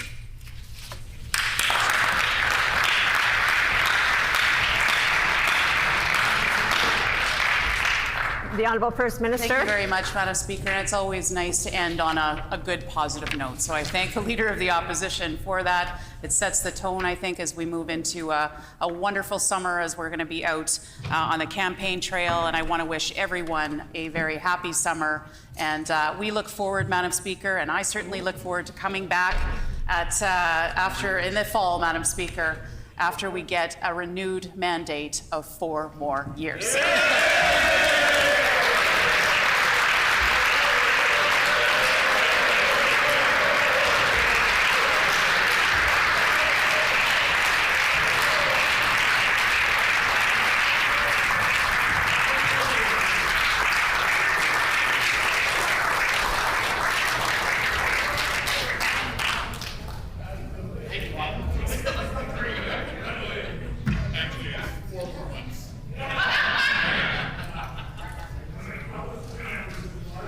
Order, please. As the House is expected to adjourn later the point of order. I would just indicate that the member did not have a point of order, but it was a nice point to be made on behalf of all members in the House. And as the House is expected to adjourn later today for our summer break and for the general election in the fall, I would encourage all honourable members to remove the contents of their desks today. I would further encourage members to recycle as much of the material as possible. The blue bins here in the chamber are designated for recycling of Hansard only. Any other material you would like to recycle may be placed in the larger recycling containers in the message rooms located just outside the chamber. Petitions. The Honourable Member for Springfield Rashot. To the Legislative Assembly of Manitoba, these are the reasons for this petition. 1. The 2023 healthcare spending proposal contains health information sharing conditions which raises concerns about privacy rights. 2. Digital ID is still in its infancy in Canada. The Digital ID and Authentication Council of Canada is currently partnering with private and public stakeholders to provide the framework to develop a digital identification and authentication ecosystem. This is supported by a September 2022 resolution by the Office of the Privacy Commission of Canada, giving the federal, provincial, and territorial privacy commissioners and ombuds responsibility for privacy oversights of the ongoing evolution of a digital identity ecosystem. 3. Governments and third-party stakeholders across the world have started to roll out digital ID policies, calling for invasive collection of biometric markers, location data, banking information, and personal health information. We petition the Legislative Assembly of Manitoba as follows. 1. To urge the provincial government to not surrender nor weaken any personal health privacy rights when signing a new Canada Health Transfer Agreement. 2. to urge the provincial government to not create a digital ID nor accept any requirements for the creation of a digital ID tied to healthcare funding. 3, to urge the provincial government to not share any personal medical information with the federal government or third parties, as this information is protected under the Personal Health Information Act, FHIA, and sharing any personal health information would be in violation of that act. Signed by Dana Wood, Rhonda Medwood, Kelly Lloyd, and thousands of others of Manitobans. In accordance with our Rule 133, bracket 6, when petitions are read, they are deemed to be received by the House. Any further petitions? If not, grievances? Orders of the day, government business. And I'm going to indicate that I am going to make a farewell statement to the House. After 25 years in public service, in public office, I've made the decision not to seek re-election in the 2023 provincial election. The time has come for new adventures. It has been a great honor and privilege to have served the constituents of Charleswood and now Headingley as MLA since 1998. I appreciate the confidence placed in me when asked to serve in various caucus positions over the years, including Legislative Assistant to Ministers of Health and Families, Health, Finance and Education Critic, Interim Leader of the PC Party of Manitoba, and Deputy Leader. I am proud to have had 5 private members' bills unanimously passed during my career. Most notably were those that helped to prevent sexual assaults caused by date rape drugs and to establish the Nellie McClung Foundation. The latter led to the monument of Nellie McClung and the Famous Five on the grounds of the Manitoba Legislature. Recognizing Nellie McClung wasn't just about the past. It was also about inspiring girls and women to know that they too have the opportunities to be leaders and to create positive change. For every little girl who can see a woman making a difference in the lives of others is one more little girl who may be inspired to follow suit. My advocacy over many years to have a dedicated stroke unit and a women's heart health program became a reality after the 2016 election. As a former neurosciences nurse, I was determined to do everything I could to have a gold standard stroke unit in Manitoba, and I am most grateful to see this about to become a reality. While it was never my intention to pursue the position of Speaker of the Legislative Assembly, being elected twice by my colleagues to serve as Speaker has been a demanding but rewarding experience. I am honored to have worked with our legislative team to enhance our programs and services, modernize the workings of the Legislative Assembly, and implement a leadership development program that resulted in the first mission, values, and aims statements for the Assembly. As Speaker, I have experienced many unique opportunities. I led our Assembly through the COVID-19 pandemic. I created and curated the content of a time capsule in celebration of the 100th birthday of the Manitoba Legislative Building. I oversaw the historic Manitoba Legislative Chamber renovation to improve accessibility. I initiated a Women's Trailblazers of the first 100 years permanent exhibit at the Legislature and a Vote 100 permanent exhibit to recognize Manitoba women as the first in Canada to be granted the vote. I wanted a way to show women and girls that there is a place for them under this dome. I'm also honored to currently co-chair the Manitoba Legislative Building Restoration and Preservation Advisory Committee and to work actively to prioritize the development of strong and effective security measures for this building and for the Assembly. Over the years, I became very aware of women's challenges in getting into politics and other leadership roles.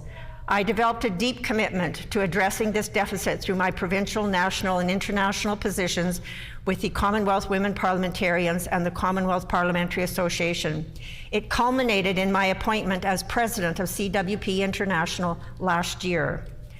I would like to be hopeful that more women will want to take on the challenge of being a woman in politics. However, today's challenges in the world of politics, of social media toxicity, political polarization, personal security concerns, mental health challenges, and unconscious bias may drive women away.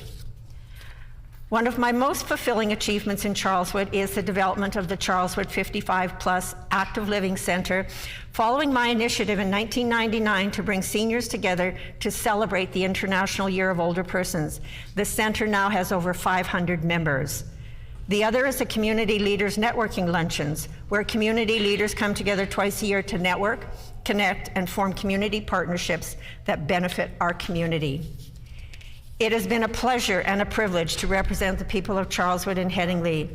I want to say a heartfelt thank you for the opportunity you have given me to serve as your MLA. It was incredibly humbling to run in and win 7 elections. I want to thank my constituents and my campaign volunteers for their unwavering support and commitment. Words cannot express the depth of my gratitude. Today, I offer heartfelt gratitude to those who walked through the journey with me, my caucus mates who became like family, to the caucus staff who made so many things possible, to my dedicated and magnificent constituency staff, especially Carol Van Dale, who has been by my side from the beginning, to my association board for their guidance and support, to all of the gifted and dedicated assembly staff who have guided me through the last 7 years of me being the speaker. As we experience this unique role as an MLA, alongside us on this journey are our families. Thank you to my family who has been with me every step of the way. I love you with all of my heart. And in the gallery today, I thought my husband might be home looking after little Briar, but he is here today, and he's been on this journey for the whole 25 years. And he was supposed to be looking after 1.5-year-old Briar, but I see they worked up the nerve to bring her here, and she's somewhere here in the building. My eldest son, Reese, who's working and couldn't be here, but has kept my feet firmly planted in the ground. My youngest son, Curtis, who has grown into a man that I have become so very proud of. In the gallery is Curtis and his wife, Dana, who has also become such a special part of our lives. With them today is my precious 4-year-old granddaughter as well, Addison. Hi, Addison. As well as Dana's parents, Dawn and Marlene Oftedal. Curtis and Dana have blessed me with 2 wonderful granddaughters, Addison and Briar. To Addison and Briar, I want to say to you, follow your dreams.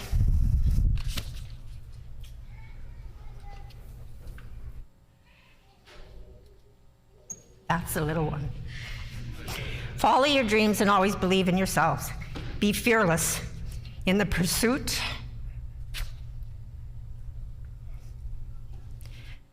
of what sets your soul on fire, just like Nan did. And a final comment. It is healthy for democracy if MLAs respectfully express different opinions. It is not healthy for democracy if we can't do it with decency and respect. Democracy right now is so fragile. Now more than ever, we need us as lawmakers to transcend partisanship and learn how to work together. According to a neighbor of mine, he said, as a society, we have lost any ability to judge policy based on merit. We attack it based on whether it comes from the left or from the right.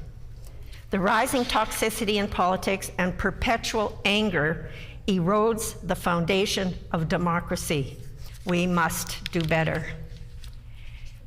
And in ending, I would say I am genuinely thankful for my journey in public life, and I look forward to what the next chapter will bring. Public service has been an incredible honor and privilege, and I would like to wish all of you the very best in whatever your futures may hold. Thank you.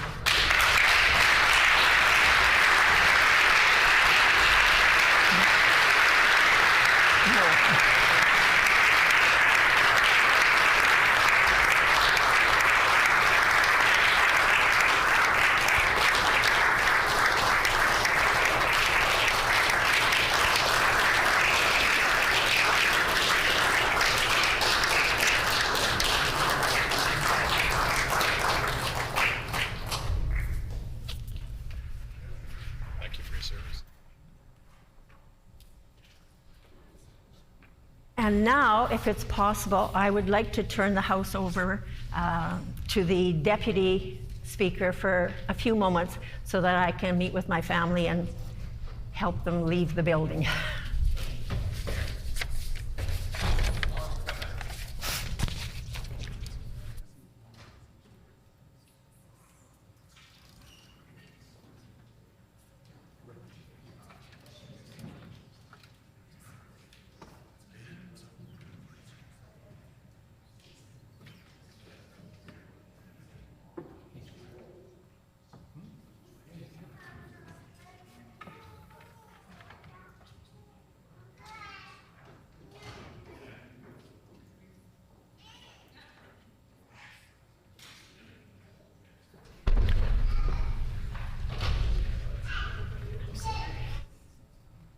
The Honourable Government House Leader. Thank you, Mr. Deputy Speaker. I'd like to announce that the Standing Committee on Legislative Affairs will meet on Thursday, June 15th, 2023 at 1 p.m. to consider the following: the annual report of elections in Manitoba for the year ending December 31st, 2022.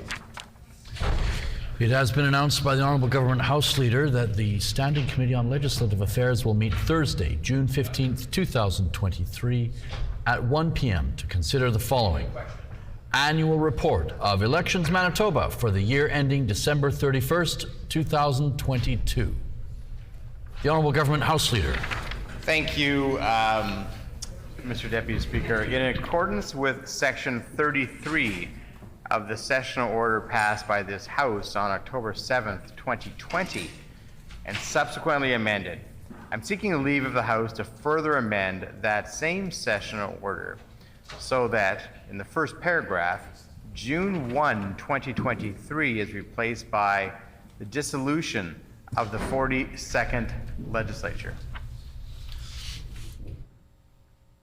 Is there leave to further amend the sessional order passed by this House on October 7th, 2020 and subsequently amend so that in the first paragraph, quote, June 1st, 2023, end quote, is replaced by, quote, the dissolution of the 42nd Legislature, end quote. Is there leave?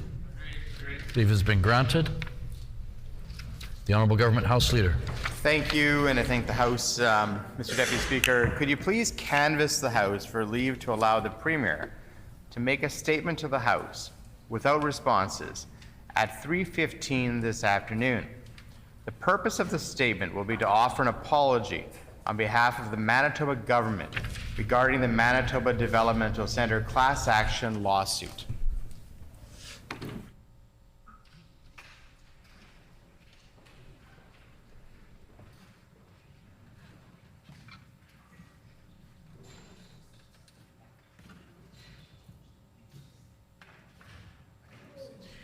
Is there leave to allow the Premier to make a statement to the House without responses at 3:15 this afternoon? Is there leave? Leave has been granted. The Honourable Government House Leader.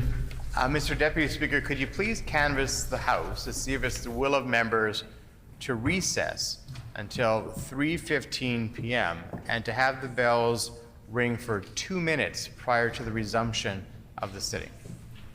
Is there leave to recess now until 3:15 p.m. and to have the bells ring for 2 minutes prior to resumption of sitting? Is there leave?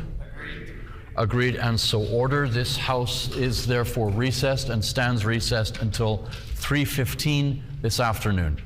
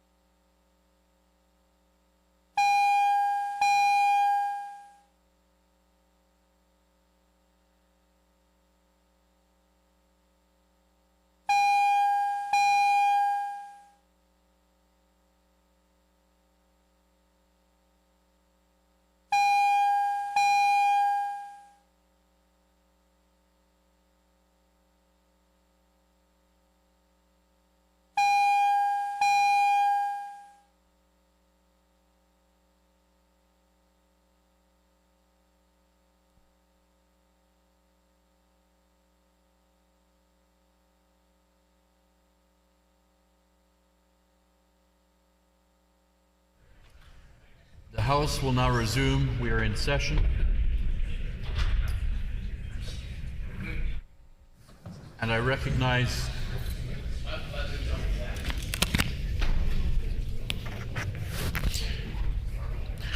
the House will now resume. We are in session. Please take your seats.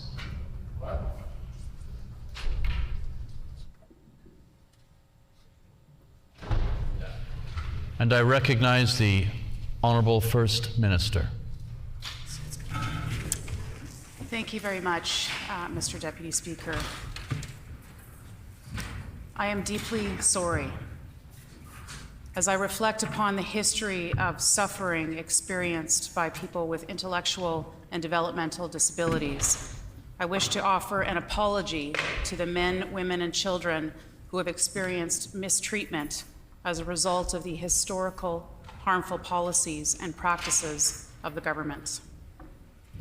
As Premier and on behalf of all the people of Manitoba, I am sorry for the long and devastating history where Manitobans with intellectual and developmental disabilities were placed in institutions long-term or for their entire lives, including at the Manitoba Developmental Centre. There was a time when families were told the only option for their loved one was to place them in an institution. Many felt that they had no choice but to listen to those in positions of authority and make the devastating decision to relinquish care of their loved one and to place them in an institutional setting. The result was our vulnerable citizens were separated and segregated from their families, devalued and denied of their fundamental human rights to live freely in the community. Today, we take responsibility for the pain and suffering experienced by those who have been institutionalized and deprived of the opportunity to pursue their dreams, as is the right of every Manitoban. We acknowledge that this suffering is shared by the family, friends, and loved ones of those who were placed into institutional care. We are sorry for our province's history of forcing children and adults into an institutional model of care, for the resulting loss of family, culture, and the right to be valued member of the community, for restricting their choices and movement of those residing within an institutional environment, for any neglect, physical and sexual abuse, or harms experienced by children and adults in Manitoba-run institutions, for creating barriers to living a life filled with love and sense of value and community. Today, we offer our deepest commitment to never forget and continue to learn from the transgressions of the past. We recognize the courage and bravery of people like David Werme, other former residents of Manitoba Developmental Centre, some of whom are here with us in the gallery today, along with their families and supporters. I want to honor your determination and courage and humbly thank you for being here to bear witness to this very important occasion. Manitobans with lived experience, their families and communities and advocacy groups have tirelessly fought for the rights of people with disabilities in our province to live and receive services in the community. You have been tenacious in helping us to understand the right way forward. Through efforts like the Welcome Home program, you have shown us that with the right supports, all people can and should be supported in the community with the same opportunities to thrive like all other Manitobans. Today, people with disabilities live, learn, work, and play alongside us. They're our neighbors, they're our friends, they're our fellow students, and our work colleagues. There is always more to do, and on behalf of all Manitobans, you have our government's unwavering commitment to supporting all Manitobans to live their best lives. In 2021, our government took a long overdue step forward in announcing the closure of the Manitoba Developmental Centre and plans to transition all remaining residents to community living over a three-year period. Despite the overwhelming challenges brought on by the COVID-19 pandemic, our community partners have once again demonstrated their unwavering dedication to supporting people with disabilities to live alongside each one of us in the community. I am so pleased to report that 32 individuals have already moved to their new homes in communities across the province. And plans are in place and well underway to have everyone move into the community by 2024. To all those that are making these transitions a reality, I offer you my most grateful appreciation. A memorial commemorating all residents will be erected at the MDC Cemetery as a tribute to all the men and women and children who lived at MDC. It will be a lasting reminder of a history that must never be repeated. We know that today is but one step towards ensuring that we will never forget the wrongs of the past. Today, we understand it is every person's human right to live as a valued member of community, with self-determination, with dignity, choice, and the love of family and friends. Today, we understand how diversity and inclusion enriches all of our lives. Thank you.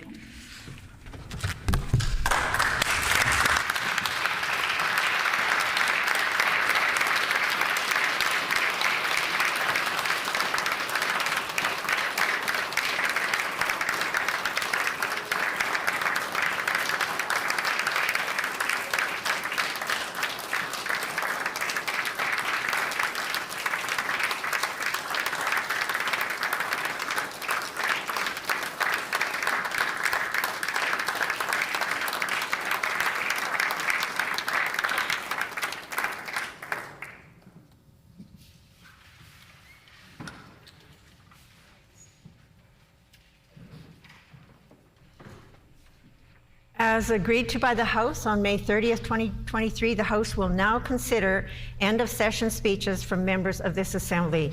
As a reminder to the House, for these speeches, any member wishing to speak shall have 10 minutes to do so. The House shall not see the clock today until all members wishing to speak have done so, and once these speeches conclude, the House will rise.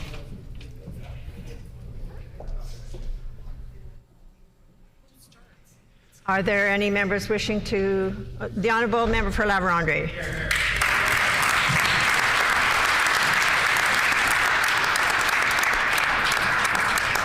Thank you, Madam Speaker.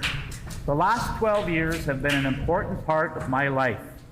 I have learned a lot and have enjoyed being an MLA. It has been an honor to work in this great building. I'm going to start by thanking the Speaker and her staff for all they do.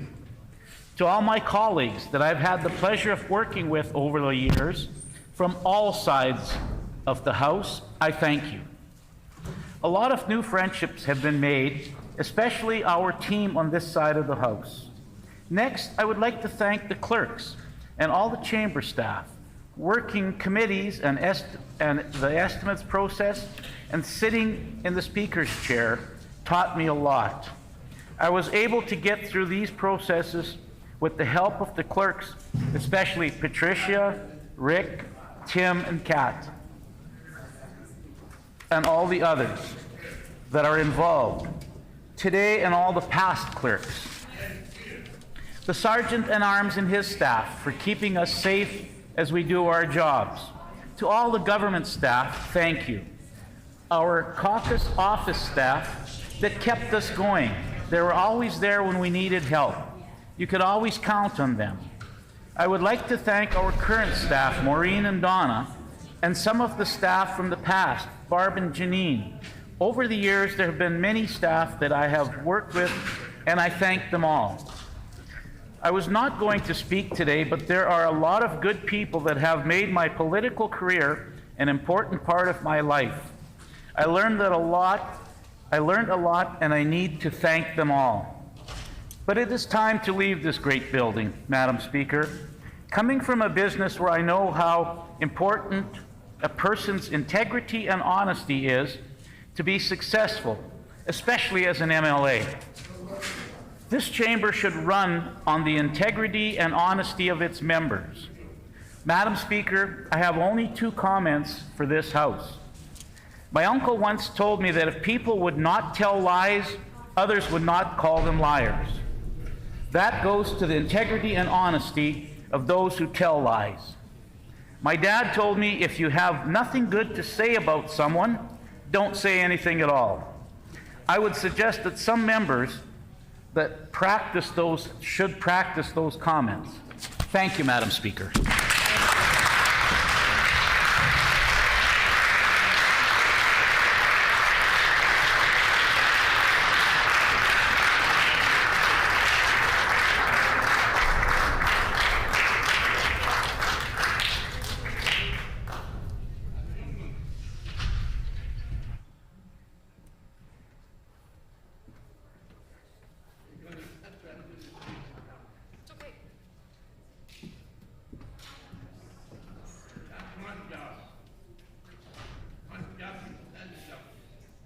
The Honourable Member for Portage La Prairie. Madam Speaker.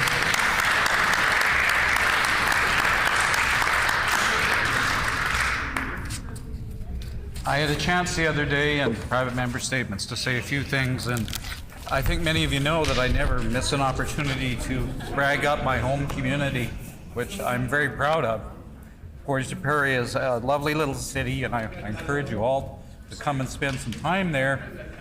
Maybe a little more in the future, and have a little more time for you, but we continue to move forward on improvements to the city and achieving the greatness that I know is in the community. But it's really the people that I'm going to remember. People here, whether you're speakers or clerks and all of the other people in the House, or whether you're my colleagues on the side of the House and the other side of the House too. I have certainly enjoyed my 12 years working with you, and there's been a lot of great things that have been accomplished. And I just wanted to reflect a little while on some of the other people that have contributed in a major way. I didn't get a chance to thank my family. I know the cost of family is always huge, and I don't want to get emotional because the Premier knows it's never great. It makes you feel bad, but you know, it shows where your heart is.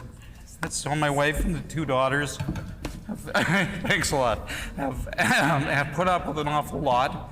Not only did I have 12 years in here, but I had 10 years before that as president of Keystone Agricultural Producers. Another great opportunity, and I certainly appreciated that time representing the farmers, which are a great bunch of people in this province. My constituents join them as being a great bunch of people, and I certainly have enjoyed representing them here in the House. One of the things you learn early on in being an MLA is that you do the constituency work because it informs everything else you do. Your policies that you put together, where you put your time and effort, because the size of the problem you have in your constituency is a measure really of the number of people you see at the door. And so certainly I recommend that to everyone and encourage them to do that, because knowing what the problems are is the first step in finding the solution.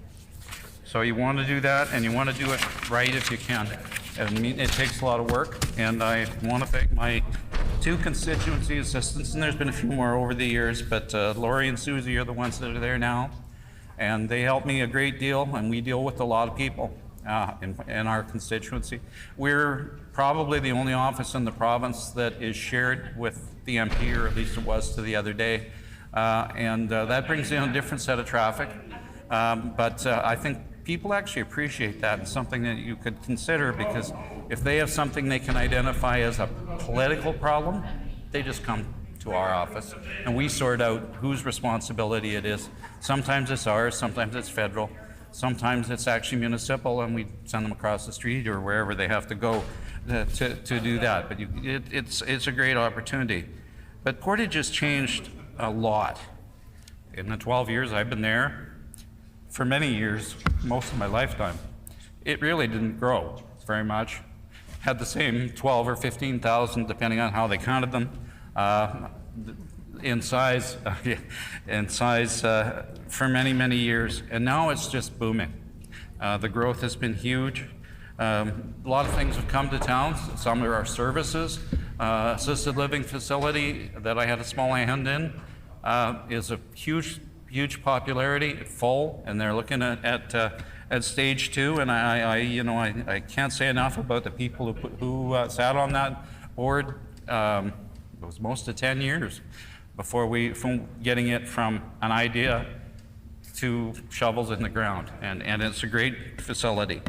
Child care facilities, we have several already completed and more in the planning stage, providing great opportunities for a lot of people, and a standard of care for children moving into early years, and then of course coming into the kindergarten or grade 1 situation. And the teachers are already telling me they're seeing the difference. The kids that are coming in through that system are much more ready to learn.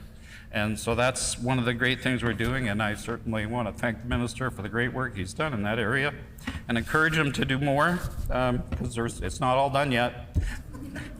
And certainly we're pleased to do that. We have a new hospital under construction in Portage, and we're really pleased to see that. Thank the government and the Premier in particular for moving ahead with that. It's moving ahead at a tremendous rate. It's a lovely spot, and I know we lost our facility, corrections facility, as part of that. But corrections facilities are something that you really don't want to ever have to have.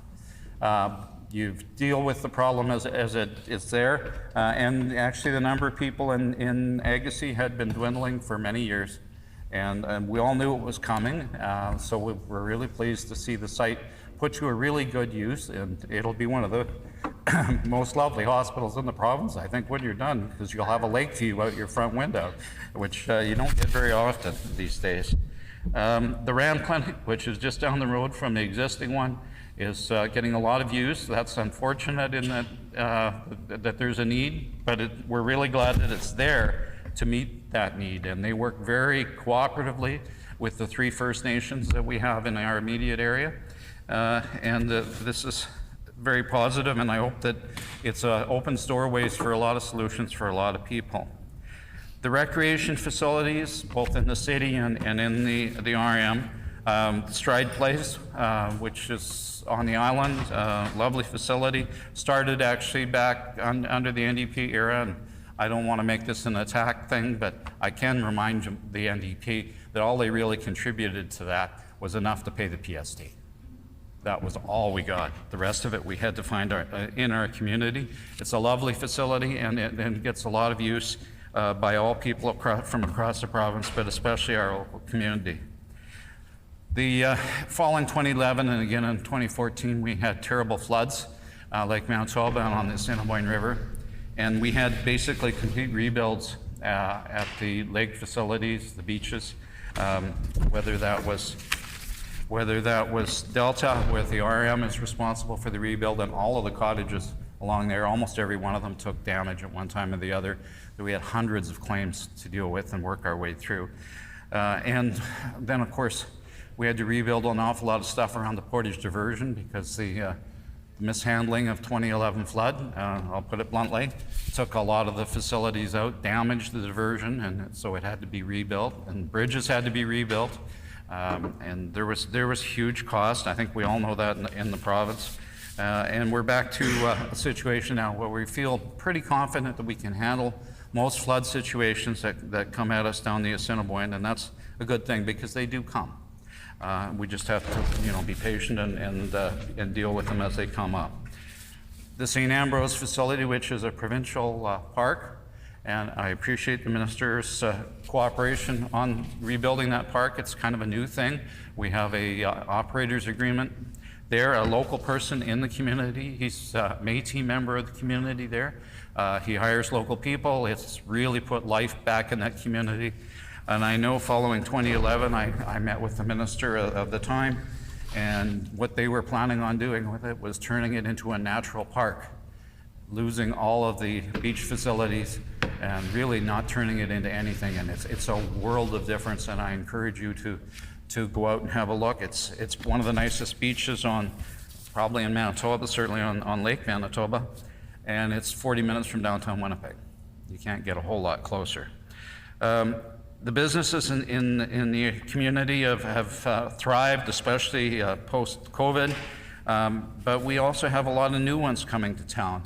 We had Roquette come, which I think everybody's heard about, a world-class facility using technology that exists only here in Manitoba, creating a product, and you won't see their name on the shelf.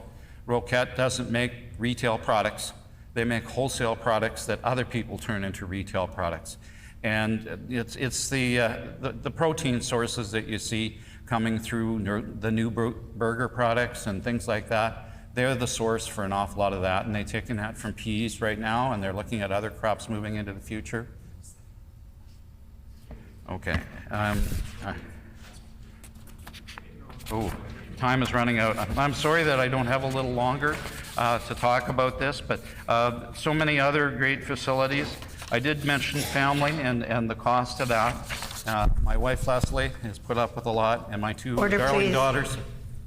A point of order. The Honourable Minister of Justice. Is there leave to allow the member an additional 5 minutes to conclude his speech? Is there leave to allow the member additional 5 minutes? Leave has been granted. The Honourable Member for Portage-La Prairie. Thank you all for that extension.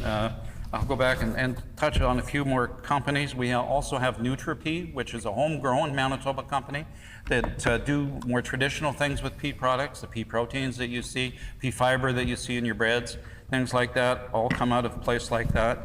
Richardson Pioneer, the oat processor. We tend to forget about them. We drive by them, looks like a little silo on the bypass. They're one of the 3 biggest oat processors in the world in there, and one of the oldest ones. It's really interesting. I like to collect old things, and some of you know that. I have a bag from the first oat processor in Manitoba, 1896. So we have been in the oat processing business for a couple of years. Maybe we'll get it right one day. It's interesting what they do with that and all of the great things that they do in terms of turning out great products.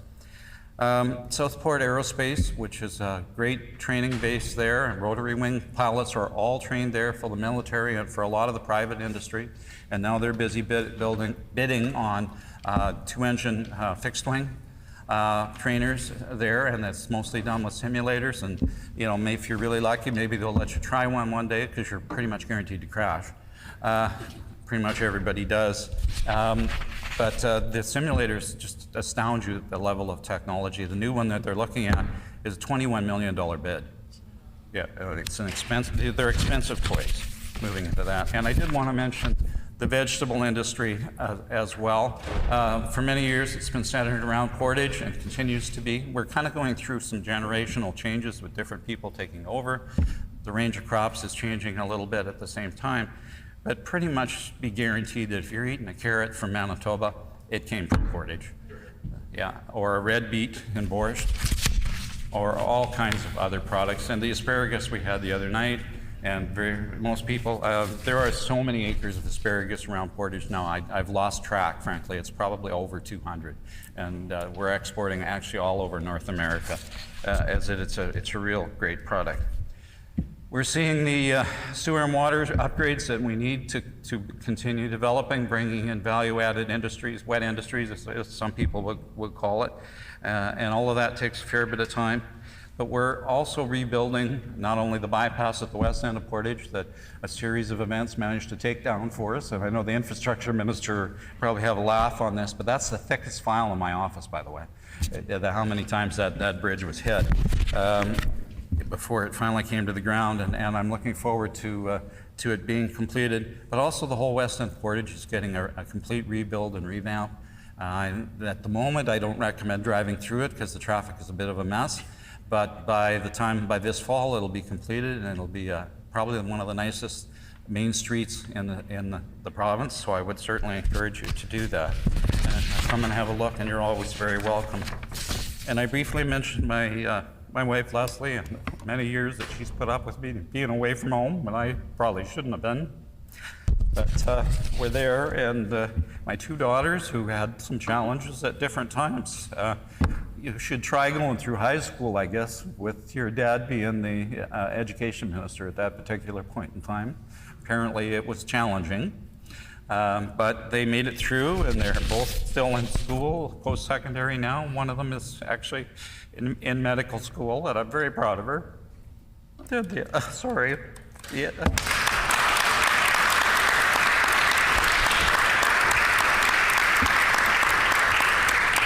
And the younger one's in third year working towards her psychology degree. So we're certainly proud of them both, and I appreciate the many years I've got to serve here. And I know I see it. Yeah, I'm going to make this deadline. I see all of the things that have been done and should be done, and I look forward to the opportunity. But I know this is a great crew, and that they can make them happen. Thank you.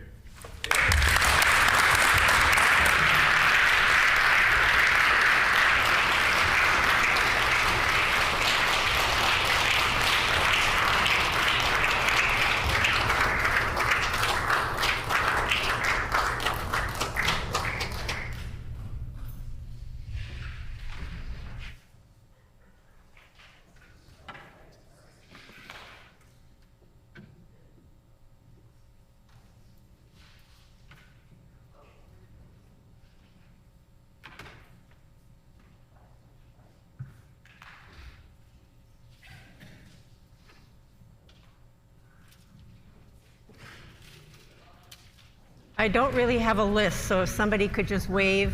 Oh, the honourable member for McPhillips. Thank you very much, Madam Speaker.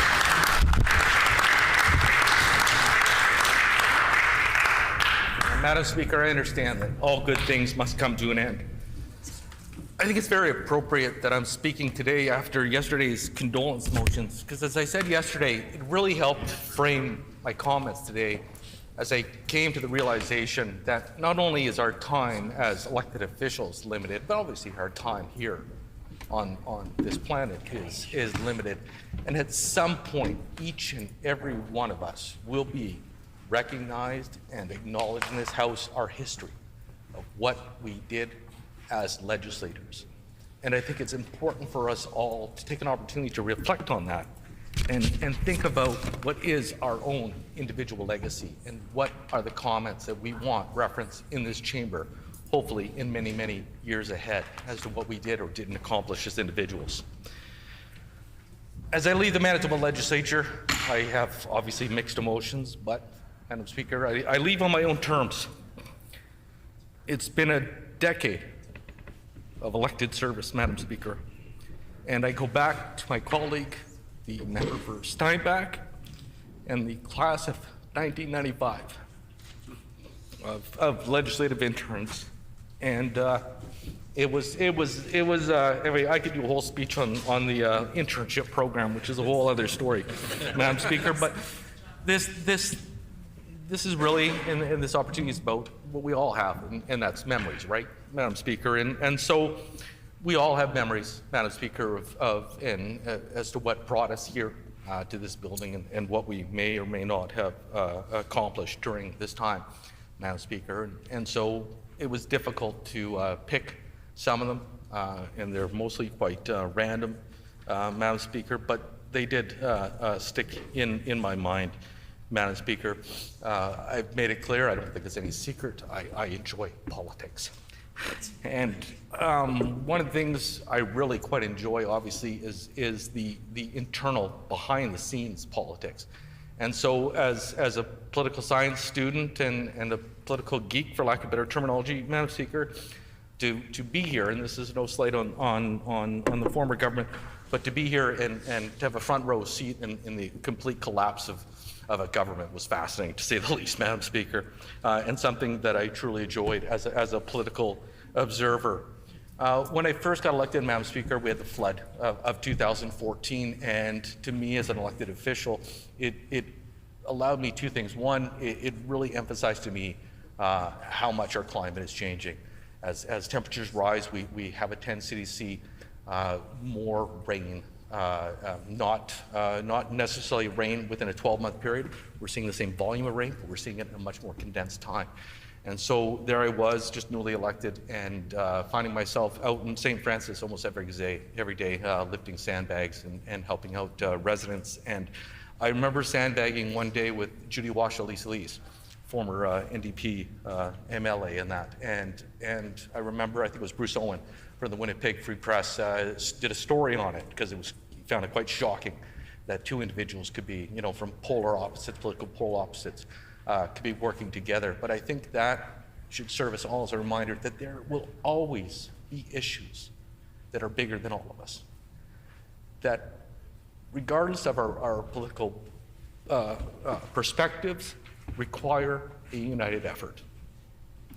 Madam Speaker, I'll also remember as well the opportunity I had to go up with my colleagues, including yourself, Madam Speaker, the member for Brandon West, Madam Speaker, to go up to Churchill and to kayak with the belugas, Madam Speaker, and to put your hand in that water and to touch a beluga is an incredible memory and something that will stay with you forever. So for anyone who follows, I encourage you to get up to Churchill and experience that world-class tourism that we have, Madam Speaker. Obviously, Madam Speaker, one of the highlights, I think, for a lot of us when we're elected officials is February's, and I love to read months, Madam Speaker, and it was always a highlight of mine, and a particular disappointment, obviously, that COVID set that back quite a ways. But I remember one particular February, Madam Speaker, when I was the minister or the member for Morris, and I think with my CA's help, we hit over 50 classrooms that month, Madam Speaker, and I loved every single minute of it.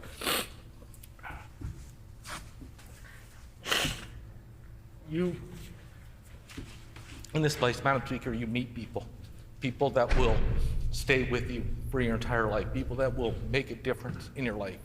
And one of those people I had the great honor of meeting was a young woman named Emma Guimont, who taught me about Rett syndrome, which is a very rare neurological disease that primarily affects women, Madam Speaker. And again, I thank my friend, the Emily Steinbach, who helped ensure that we were able to light the legislature in purple during Rett Syndrome Awareness Month. And that I'm grateful that I had the opportunity to have Emma here as a guest, and actually she had an opportunity to sit in your chair, Madam Speaker. I know she was thrilled, though obviously she wasn't able to verbalize it.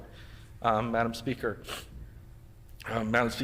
we talk about issues that affect all of us, Madam Speaker, and affect all corners of our constituencies, Madam Speaker. And another fond memory I have is in Brandon, Madam Speaker, which essentially is my hometown. I was there with my colleagues at the Pride March there, and I remember an individual coming up to me and said, "I understand you, the MLA for Morris," and and introduced myself and that, and she said, "I grew up in Rosenort, and I never thought in my life that I would see my MLA marching." I said, "Why wouldn't I?" It just didn't make sense to me that I would even be asked that question, Madam Speaker. But it also showed me and emphasized to me again that we are all role models, Madam Speaker, on any number of files, Madam Speaker, and let's not ever forget that. Obviously, one of the more recent highlights, Madam Speaker, is the trip I took to Poland and Ukraine. And so to see firsthand the war essentially, Madam Speaker, and to see the humanitarian crisis that is occurring makes me value what we have here all that much more. When you have an opportunity to actually visit the death camps, Madam Speaker, in Poland, and when you see where the road to hate ultimately will take you to, Madam Speaker, again, it makes you realize how important all of our roles are here, Madam Speaker. One of my last memories, Madam Speaker, I think that is important too, Madam Speaker, and I congratulate my Premier on this, and all my colleagues on this, and my friend the Minister of Indigenous Affairs for bringing in land acknowledgements, Madam Speaker. Again, something long overdue. I know obviously you had your role in it as well, Madam Speaker, but in terms of reconciliation and in terms of the actions that we as a government can and cannot undertake, I think that was a significant action, Madam Speaker. One that, as I mentioned earlier about legacies, that will be a legacy of our government, and one that I will always be very proud of, Madam Speaker. Madam Speaker, one of the things that we're facing, and you reference it in your own comments, Madam Speaker, is I don't know if the word quite phraseology is crisis of democracy, but I think it was clearly it was exacerbated during COVID. COVID was a time to govern like no other. There was no playbook, no rule book, Madam Speaker. I don't envy any of my ministerial colleagues that had to handle and bring government through those times, Madam Speaker. But it did during COVID, though. I think it did expose and widen a lot of the fault lines within our communities, Madam Speaker, and has led to, lack of a better term, a lot of tribalism, Madam Speaker, and a strong desire by some quarters in the political spectrum to try to pigeon and label every single individual, Madam Speaker. And I think that is to the detriment of all of us, Madam Speaker. And I think of a comments that somebody once shared in this House, Madam Speaker, that there is no red race, there is no white race, that there is no yellow race, no brown race, and no black race. There is only one race, the human race. And I think that's something that all of us need to recall and understand, Madam Speaker. Madam Speaker, we talk a lot about people that we need to thank and acknowledge. The Honourable Minister of Justice. Quick point of order. Is there leave of the House to provide another 5 minutes of the clock? Is there leave to provide another 5 minutes on the clock for the member? Leave has been granted. The Honourable Member from McPhillips. Thank you very much, Madam Speaker. Thank you to my colleague for that. One of the first people I'd like to acknowledge and thank, Madam Speaker, is Professor Meyer Serfati from the Brandon University, who took me aside and said, I know you're headed off east to go to law school, but there's a program at the Manitoba Legislature that I think you'd be interested in. And so here I am. and I think to myself, Madam Speaker, I guess, I mean, it could have been worse. I could have followed that path and ended up here. And unfortunately, not only would I be, a generally disliked politician, but, lawyers are quite low as well. So I can only imagine the trauma to be an MLA and a lawyer, Madam Speaker. So I'm very glad that I dodged that bullet, Madam Speaker. Christine Brigg, Madam Speaker, was my very first CA and a very loyal friend. Marion Jaworski, who's with me here today, is my current CA and has helped me in McPhillips. More importantly, he was my guide and a translator during our overseas trip, Madam Speaker, and he ensured that I got to share his love for Poland and share his experiences, Madam Speaker. I also want to thank a very good friend of mine, Madam Speaker, Morgan Shipley. And Morgan taught me that, Madam Speaker, sometimes it's okay to reach for those things that may be out of grasp, because it's always easier when someone lifts you up, Madam Speaker. I also want to make reference to my partner, Rena Farkas, Madam Speaker, who came into this situation a bit late, and has learned to dislike it as much as most of us do, Madam Speaker. And then obviously, Madam Speaker, Jack, Kara, and Tess, my 3 kids, of who I have done all my actions, I believe, have been done for them and ultimately in what I believe to be in their best interest, Madam Speaker. And one of the lessons I tried to teach my kids is the concept of consequences, Madam Speaker. And I think with all of us here as elected officials, we're cognizant that our actions have consequences, our legislation, our spending and that, Madam Speaker. And I'm not going to go too deep into it, Madam Speaker, but there's a couple of years ago, Madam Speaker, where, for lack of a better phrase, we'll just say it went off the rails, Madam Speaker. But I sat down with my kids and I said to all 3 of them, you know what, there's things going on that your dad simply doesn't agree with. And I have a choice right now. And I'm going to make a choice, I said, that probably will result in the end of things, Madam Speaker. And all of my kids appreciated that and supported me, Madam Speaker. And I say that not as a regret, Madam Speaker, but it's a reality that consequences aren't necessarily a negative thing, Madam Speaker. And the lesson that I tried, and I believe that I showed my children, is that it pays to stand up for what you believe in, Madam Speaker. It will always pay to raise your voice, Madam Speaker, and make sure that if you disagree with something, Madam Speaker, that you say something, Madam Speaker.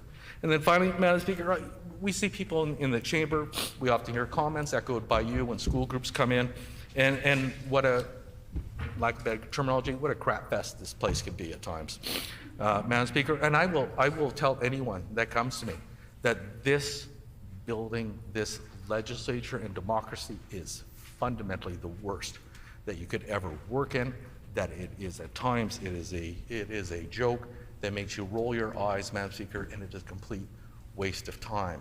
But all that being said, Madam Speaker, I always tell them that no matter what, despite all the flaws that our parliamentary democratic system has, it will always be better than the alternative, Madam Speaker. And so to each and every colleague in here, government and opposition, you all play and have played a very important role in democracy. And while we philosophically may have our differences, you will always have my respect for standing up and saying that democracy matters. Thank you, Madam Speaker.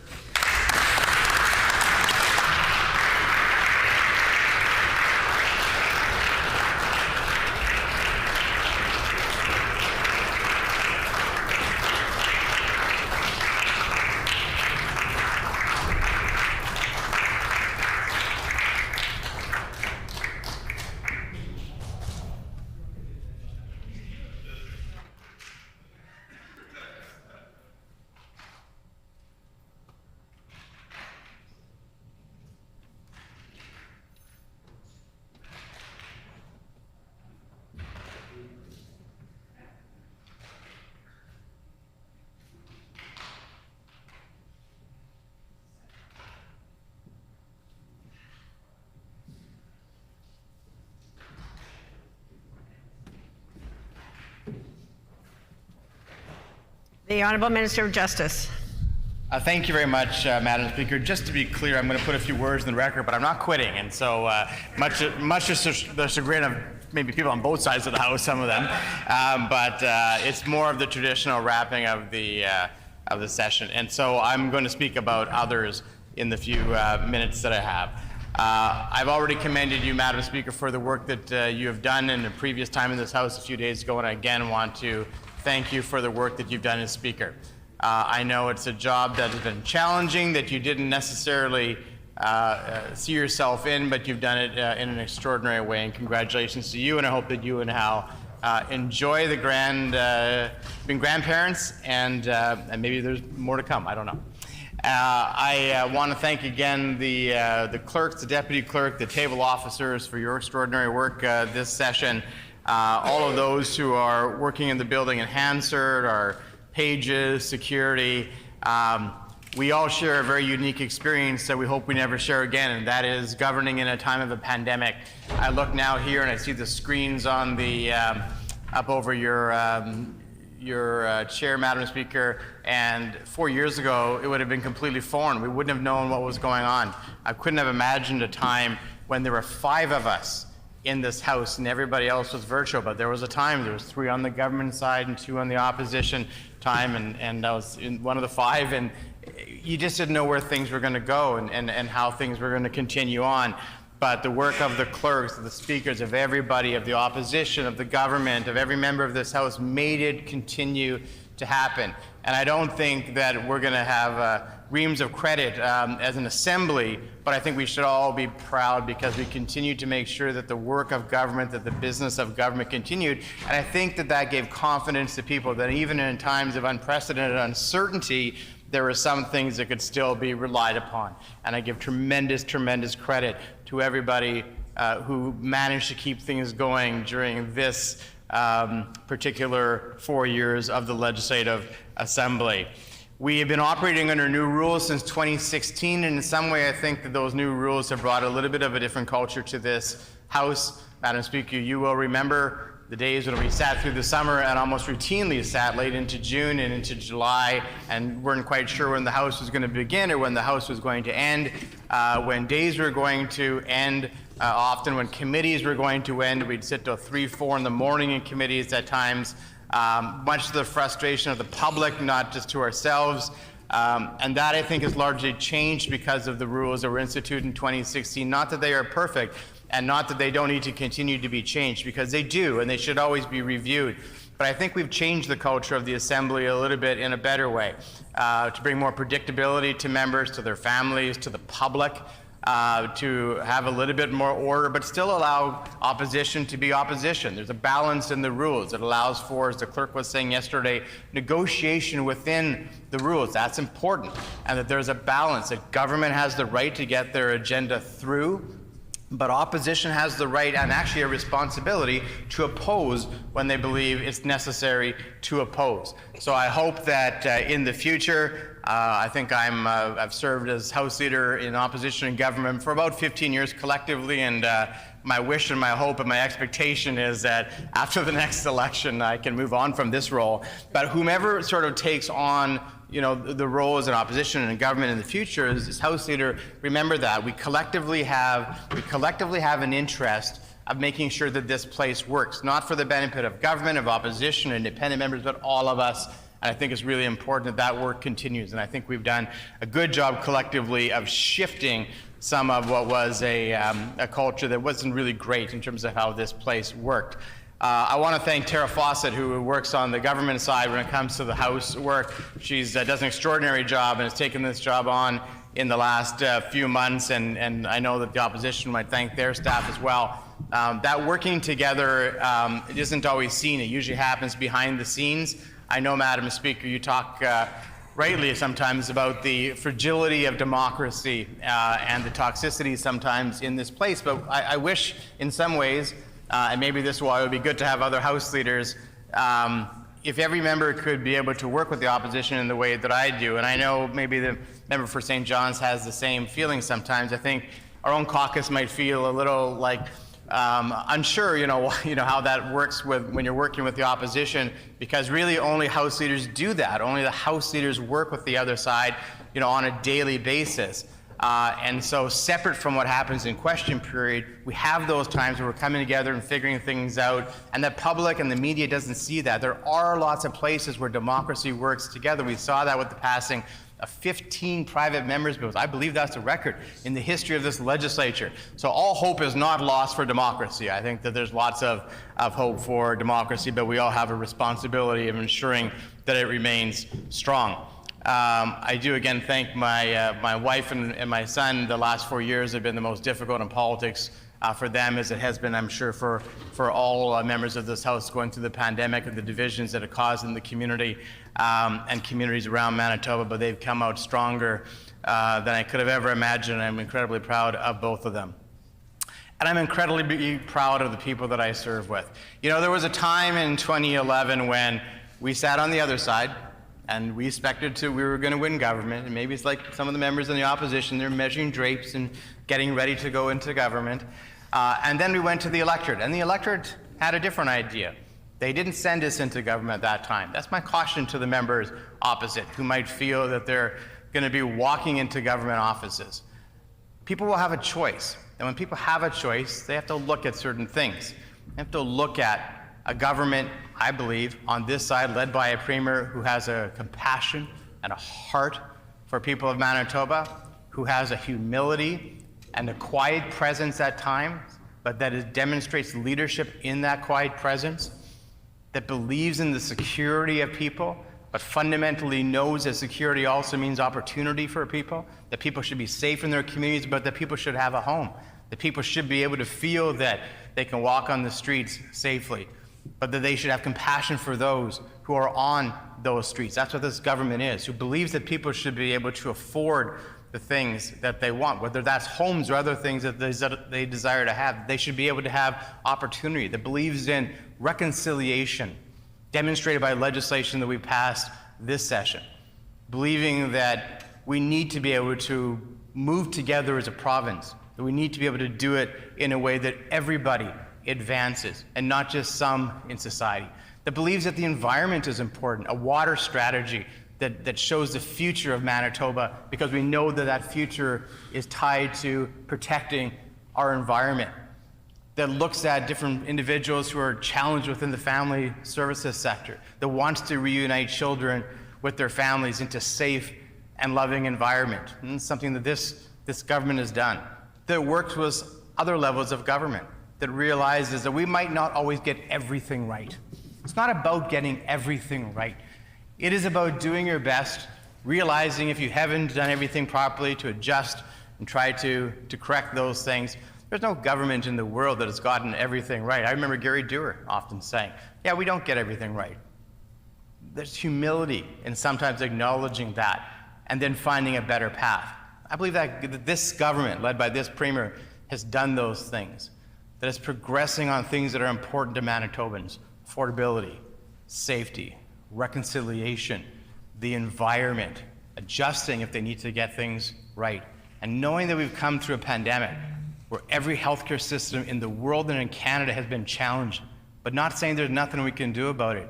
Investing to try to recruit and retain and rebuild and to restore those healthcare systems that were so damaged by the pandemic, to ensure that people can get surgeries. Yeah, some of them are going to Fargo, but better that than have them suffer and not get those surgeries.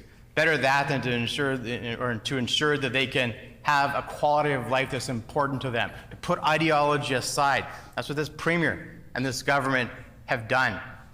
There's much to be proud on the record that this government has put forward. I believe that Manitobans are starting to see that. When I go out and I talk to people in my community, when we go out next week to a Bomber game, I think I'm going to hear those sort of things. You know what? We think things are really heading in the right direction. Yeah, it was a tough time, but things are moving in the right direction. And you know what? I think the opposition is hearing that too. And maybe they're pulling back a little bit about those measuring of the drapes. And maybe they're not quite sure after seeing what happened in Alberta last week. And that's good, because I think that when I return to this house in the fall, I'm still going to be sitting on this side of the house. And I look forward to my colleagues as well. Thank you very much, Madam Speaker.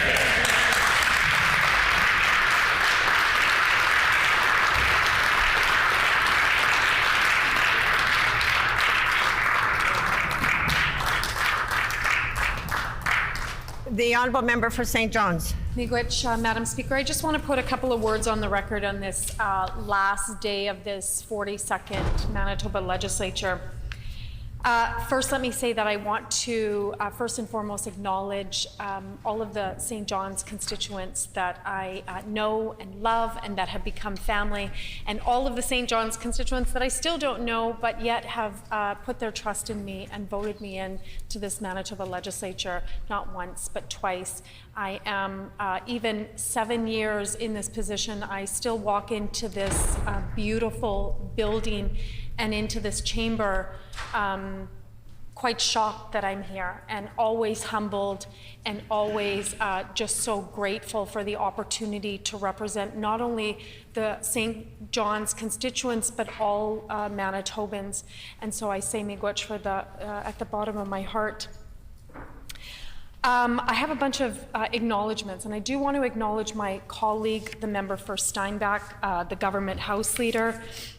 We just had a quick word with one of our amazing clerks here, who said that he necessarily hasn't seen a relationship like mine and the government House Leader. And you know, the government House Leader just mentioned it, that sometimes folks don't really necessarily understand that part or even see that part. But I am proud of the relationship that both myself and the government House Leader have developed to do the work of this chamber and of this legislative assembly. So I do want to acknowledge him, and I want to say miigwech for the good relationship that we do have and the working relationship that we do have, and I wish him nothing but the best on his path. I want to say to each and every one of the PC caucus members that have chosen to retire or move on to a new path, a new journey, on behalf of our NDP caucus, we wish you nothing but the best on this new journey. And you know, politics is not an easy walk, it's not an easy gig, and I know that it does take its toll on many of us, and it takes a toll often, or it can take a toll on our families. And so I certainly do wish everybody the best on this new journey. I want to acknowledge and thank all of our NDP staff, our caucus staff, everybody, all of our CAs, all of the volunteers that come out and work with us.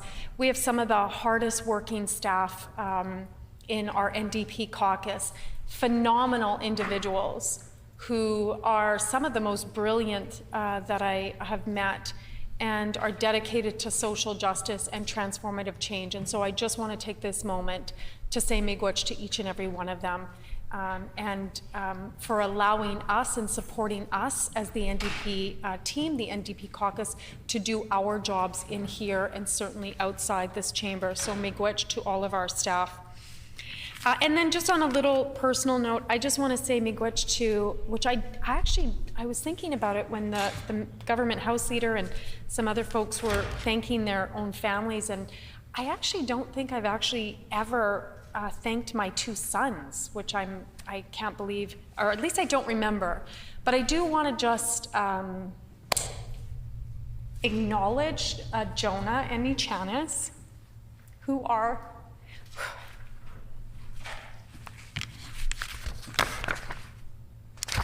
I'm not going anywhere. I'm hopefully coming back. I don't know why I'm crying. They are literally the two best sons that a mom could ever ask for. I am blessed that I am their mom, and I just want to say that I love them. Okay, moving on. Okay. Geez, sorry. I wanted to just reflect on this 42nd legislature, because this is, as some of our colleagues have mentioned, miigwech, has been a really tough legislative session.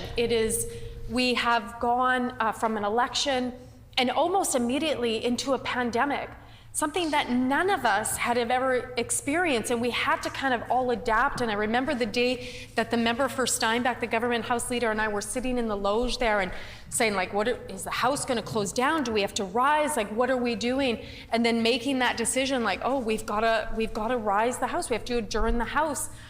And then, you know, working with the clerks and all of the changes that we did, which includes all of these cameras and people, our colleagues that are able to participate virtually, and we have one of our colleagues right now that's participating virtually. It was extraordinary to see how everybody came together in this chamber on both sides of the House, led by the clerks and led by yourself, Madam Speaker, to allow us to continue to do the work that we were all elected to do. It was quite extraordinary, and I feel just so blessed to have been part of just a small part of that, and so I want to lift everybody up for that work as well. We, as the Government House Leader said, we've passed a number of bills, important bills on both sides of the House in respect to private members' bills.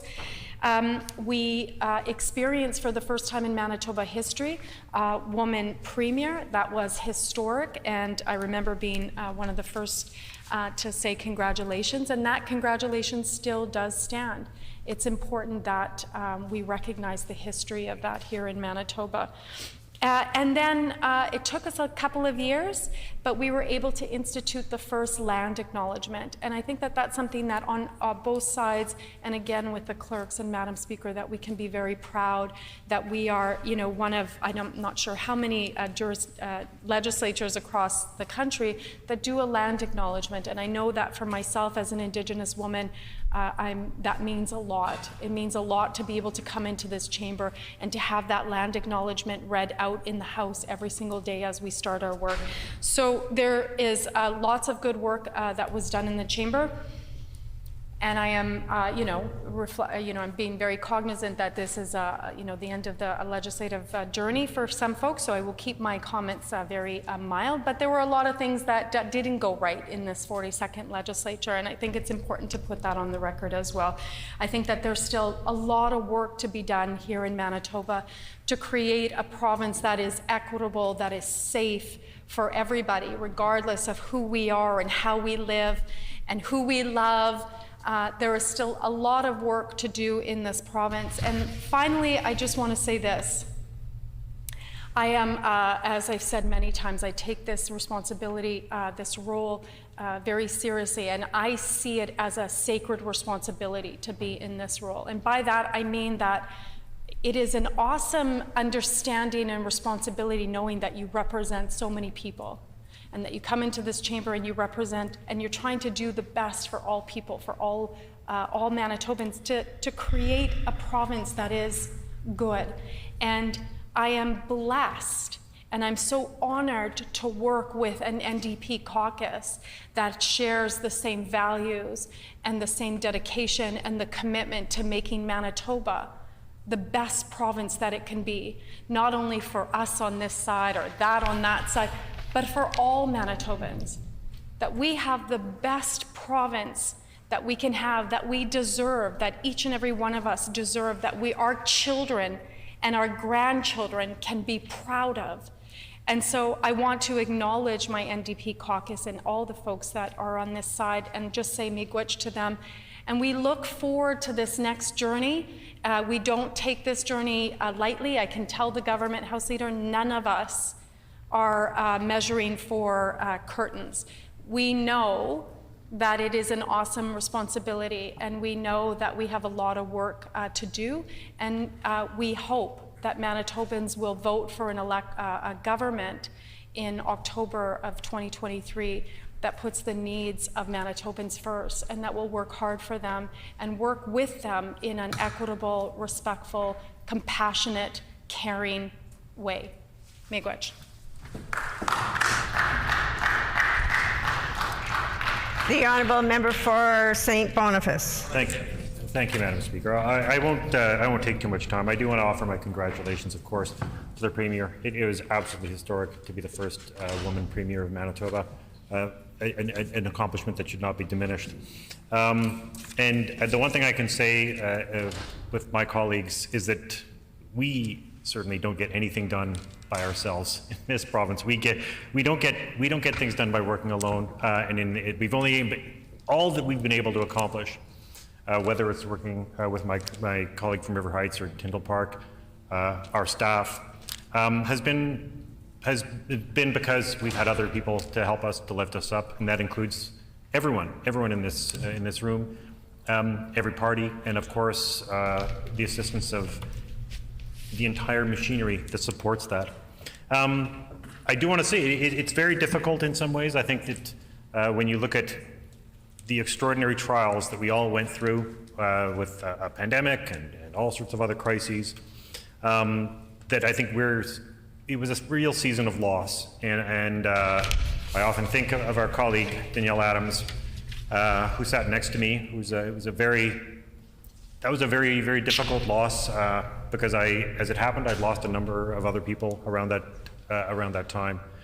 And so I think we're in some ways still living in the shadow of grief that was cast by the pandemic.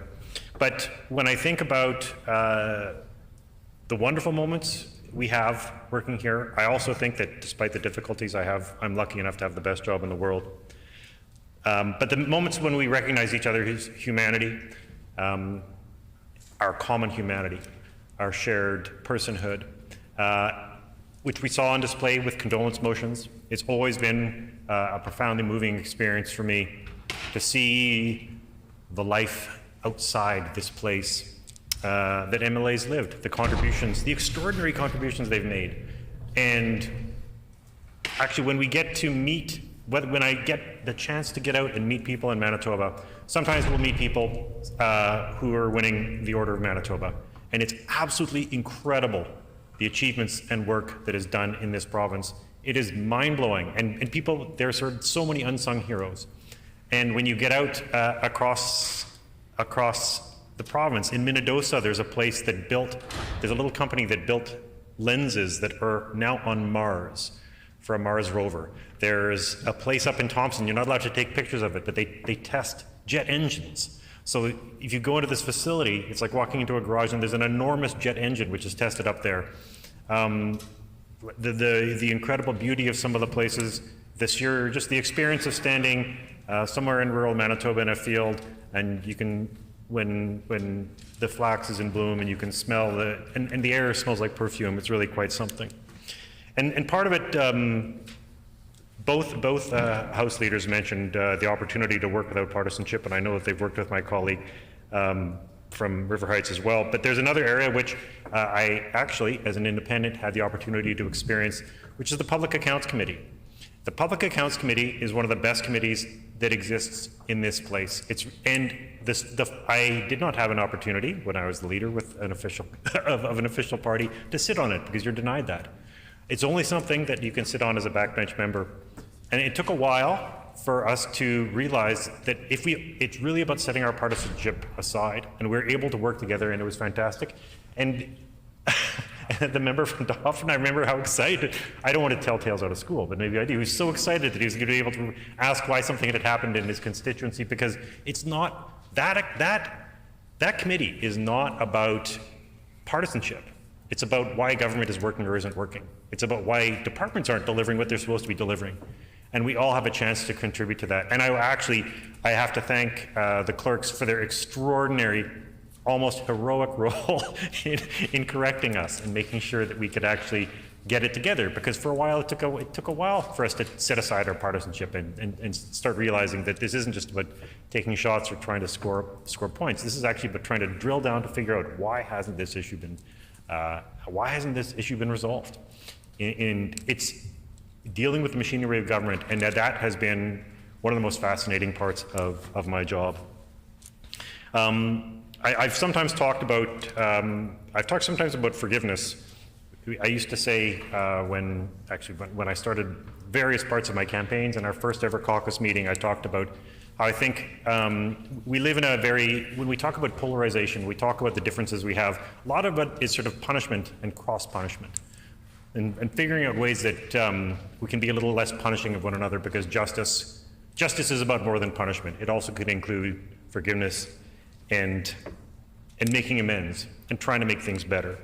And look, as Manitoba Liberals, people will tell us we're certainly not opportunists. We're in this because of a conviction that we know to be true, that we have a contribution to make here. And it's been a profound honor to do that. And I've said before that I quoted a guy named Larry Wilmore, who's a really brilliant comedian with tremendous insights. He was talking about show business, but he said, you know, it's a tough business, and if you really want to survive in it, you can't be in it to figure out what you want from it. You have to figure out what you need to do to make a contribution to it, how you're going to make that contribution, and how you're going to serve. And the Minister of Families asked me, we had a great time at a dinner the other day, and she asked me, what is it about my job that I find particularly rewarding? And it's when you actually find out that you've helped somebody. And look, when you're the third party, that's not something we get to do very much. We don't get to go out and make announcements. We don't get to go out and say that we're spending money to help folks. But the few times we've been able to do that, when we've passed legislation to help teachers, when this legislature came together to take a stand against anti-Semitism, the stand we all took together on Ukraine, actually, I will say that was a moment of incredibly important unity, and a stand for democracy, to which we all deeply identify. So I just want to thank you all very much, and I want to thank my staff. I want to thank everyone, everyone who's helped, and certainly to all those people who send emails saying that a reminder and encouragement. That's what keeps us going, because we know that we're very, very proud of the work we've done. We're looking forward to letting people know about it, and I wish to all those who are retiring who are not going to be coming back. It is a bit like graduation, and graduation is always bittersweet because this is the last day. We'll be in this room like this together, and for good or for ill, we know each other, and we are colleagues. And there's something unique about this experience, which you all know. Even when you become a candidate, there's something unique about being a candidate, and that is separate, that's different, because you have an interaction with voters and you have an interaction with people that's completely different, that isn't seen. It's never seen as part of politics. And I was speaking, Madam Speaker, with some of your constituencies' assistants today, and saying exactly that it's the behind the scenes of politics, of the machinery of people getting along. Because if we really didn't get along, nothing would ever get done. And clearly things have gotten done. So I thank you. I've learned a lot. I hope I've learned good lessons. And I thank you all, and I wish you all the very best. Thank you.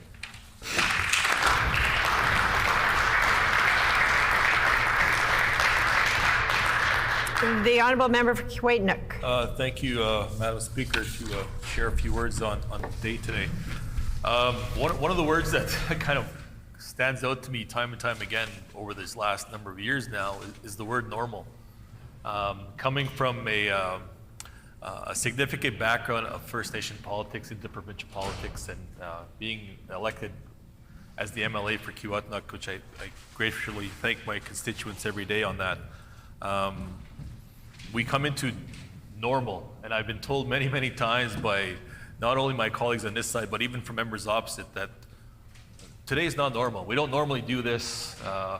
Various sessions, this is normally how it happens. And of course, we've had a majority of the session through the pandemic, which is definitely not normal for anybody.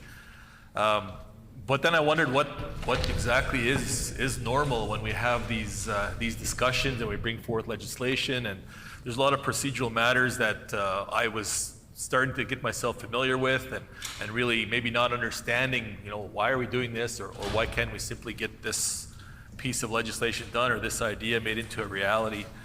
But one of the things that I realized is that we then carve and make our own version of normal. So we are, in fact, in normal times for us. Something that happened even just prior to 2019 or prior to 2016 was maybe normal for the government of the time, and now we're in a different type of normal. But specifically, I did want to talk about the members that are no longer going to be with us. And by I say that, I mean moving into retirement at different stages of their lives. And I do want to thank you for the work you've done. Like I said, being a politician myself, I first ran for chief of my community when I was 19 years old. First time I was old enough to vote, I was old enough to run. And honestly, just lost by a handful of votes. But it gets you that bug to be in politics. And one of the consistent things that I've always said, and I've been asked many, many times, is why do you choose to do that? To basically put your life out on public display for all to see and to criticize. And it's the desire to do the right thing and to really say, I can make a difference, and this is where I can best utilize my skills. And I know every member in this chamber is doing that same thing, is doing what they want to do, doing what they think is right and feel is right for their community and their constituents, for Manitobans as a whole. But again, putting your life on display. And we see that, and maybe we'll probably see a lot more of that over this next couple months with the election going on as well.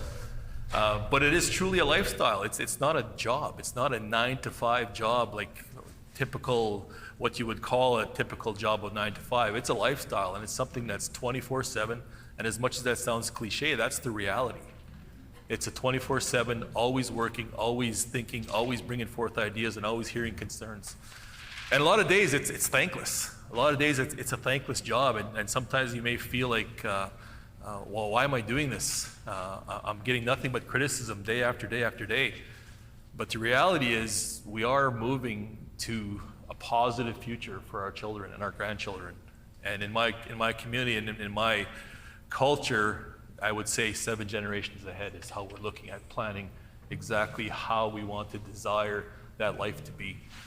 And I know members opposite have done their best to do that as well. We'll disagree. We'll definitely disagree on issues of the day, and maybe just about how going about some of those issues and how to get to that finish line. But at the end of the day, we all agree what's best for Manitobans as a whole. And like I said, we have different paths to get there, different ideas to get there, but we all do want to get there. And we have accomplished many things. And as the member from Steinbach had mentioned, there's been a lot of private members' business that brought forward. And while the article may say this is proving we can work together, I know our host leader says it's like pulling teeth. So I mean, there's kind of the back and forth on those kind of things too. But the reality is there is a lot of working together. And as an Indigenous person, I've seen some of that as well. You know, is there more to be done? Absolutely. But we have done significant steps in the right direction. And I do want to talk about the land acknowledgement and recognize the land acknowledgement and realizing that that took an effort by not just one person in here. That took a collective effort by all of us to do that. And I commend Madam Speaker for the language and the wording of the land acknowledgement. I'm sure it was difficult from day one, and I will applaud you for getting really great at that from day one. And I will shout out the member from Rossmere, who is not so great at it from day one, but I mean, he's trying. And I know the member from La Vérendrye too I'm going to call it the member from La Vérendrye as well. I mean, he was trying to, but it was it's a learning effort, and it's the attempts. It's the willingness to try and do the right thing. But we've gone through tremendous difficulties over these last couple of years, and I mean, I'm kind of making a little bit of light of some of the things because that's also who I am and who we are as Indigenous people too. We also like to institute some humor in how we present things and how we bring things forward. But also there is a serious factor to that as well. So on Zoom, and it's been alluded to in a couple of different speeches here now, the difficulty we've had on Zoom and trying to navigate that. So I applaud all the staff, the clerks, the Ledge for being able to do that and coordinate that. And sometimes it was difficult. So the quote-unquote normal times, I don't know what was normal while I was sitting, I think it was 2 o'clock in the morning while we were watching the member from McPhillips try to compose himself on the screen while the member from Dauphin couldn't help but laugh and vote yay at the time. But it was the fun part of being able to participate in that as well and really see exactly how collectively this can still function. Because the democracy of what we are is also who we are and makes up who we are. So with that, I am extremely grateful for what we do here and the staff that we do and the collaboration back and forth. And like I said, we'll have a difference of opinion on specific issues, on broader issues, but at the same time, I know the banter back and forth and question period here and in debate here, we also go in the hallway and say, how are you doing? You know, how's your kids doing? How are things at home? And we do have that back and forth. So I also want to take this time to shout out my 4 daughters, Emily, Allie, Madison, Elizabeth. Elizabeth, who's, and she's gonna get mad at me for doing this, but is in the grade 10, but is a student president of her school, beating out grade 11s and grade 12s. And I'm going to say that that's my influence. She's gonna deny that, but that's the influence. And my 2 oldest work at our ECs here in the city of Winnipeg. So in St. Boniface and over in Fort Rouge. So again, they also want to be able to give back, and that's kind of the effort and the vision that they see for who we are as well. Being able to nurture our young people and bring them forward in the spirit of reconciliation. And that was, again, we are in the era of reconciliation. So I do want to thank members opposite as well when we brought forth the opposition day motion for the papal apology. And we did have that open discussion about the need to have that recognized. It didn't really, I don't want to say it didn't make a difference, because it didn't make a difference in the fact it didn't bring the Pope here to do that here, but it raised the awareness. It raised the awareness. It keeps the discussion going, and that discussion is still going today. So there is no cause of the day. Okay, that issue's done. Let's move on to a different issue next week. That's an issue that's first and foremost always on our minds in regards to reconciliation for Indigenous people. And including up until my last resolution that I brought forth today was to honor a role model here in Manitoba for Indigenous peoples, Reggie Leach. And being able to bring that forward and having that unanimously passed. And I did kind of stand up at the end and say, I want this unanimous, because I believe it truly was, and it is, because that recognition is also important. And I will shout out one of the clerks for, talking about how great that would be if he was able to attend. He wasn't able to attend today, but I know at some point in time we are going to have those discussions about how he brings forth those kind of things here to the province of Manitoba and to people of Canada and Indigenous people as a whole. But there has been many, many things that I wondered, do we go hard in this? Do we really kind of go at the government and say, you know what, we're glad you're leaving or anything like that? But that's not the case. People move on in their lives, and people have that ability. And this is a venue to be able to do that. And I've mentioned this in my last member statement of this session, is I would be remiss if I didn't mention our colleague Daniel Adams, who did not have this opportunity, who did not have the opportunity to come and say her farewell and say goodbye, and even say goodbye to her own family. And that's something that we need to cherish every day, that we have our families here to go home to today. And after today, when we leave this chamber, whenever it is we leave, that we have that ability to go and see our loved ones and tell them that you love them. Tell them that you're doing the right thing. It was mentioned that sometimes you're away and maybe your kids and your family wonder, how come you're always away? But this is the collective good. So go home, hug your children, hug your family, and be grateful for this lifestyle that you chose, and you have that ability to go home. Thank you, Madam Speaker.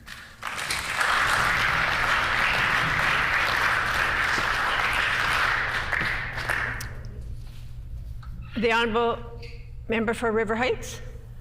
Madam Speaker, briefly, I want to thank the other House leaders, the MLA for Steinbach, the MLA for St. John's, for the ability to work together and see through issues and find a way to have the chamber working.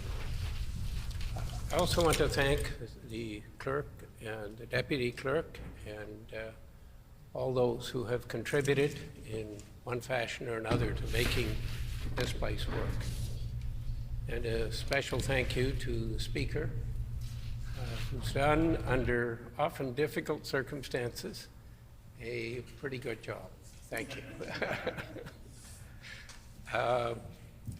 It is the final day of this session, an interesting, memorable day from a couple of respects. David Werrimy, who led the class action lawsuit, or was the pivotal person in that class action lawsuit, I have known for more than 20 years. And he's been a friend, and I've worked with people at People First. And it's interesting how things take a long time to get this sort of issue settled. When David was growing up in the 50s and 60s, people like David were put in institutions, and physicians would all too often recommend that a child be institutionalized because it was seen as the sort of easier way in a sense. And fortunately, we have changed, and today we recognized the problems of the way that we used to approach this. And David Werrimy, who was here in the chamber with a smile on his face and pleased that after many, many years, there is finally this result. On the other side, I lost a good friend yesterday. His name was Elvis Antoine. He was an artist from Sioux Valley.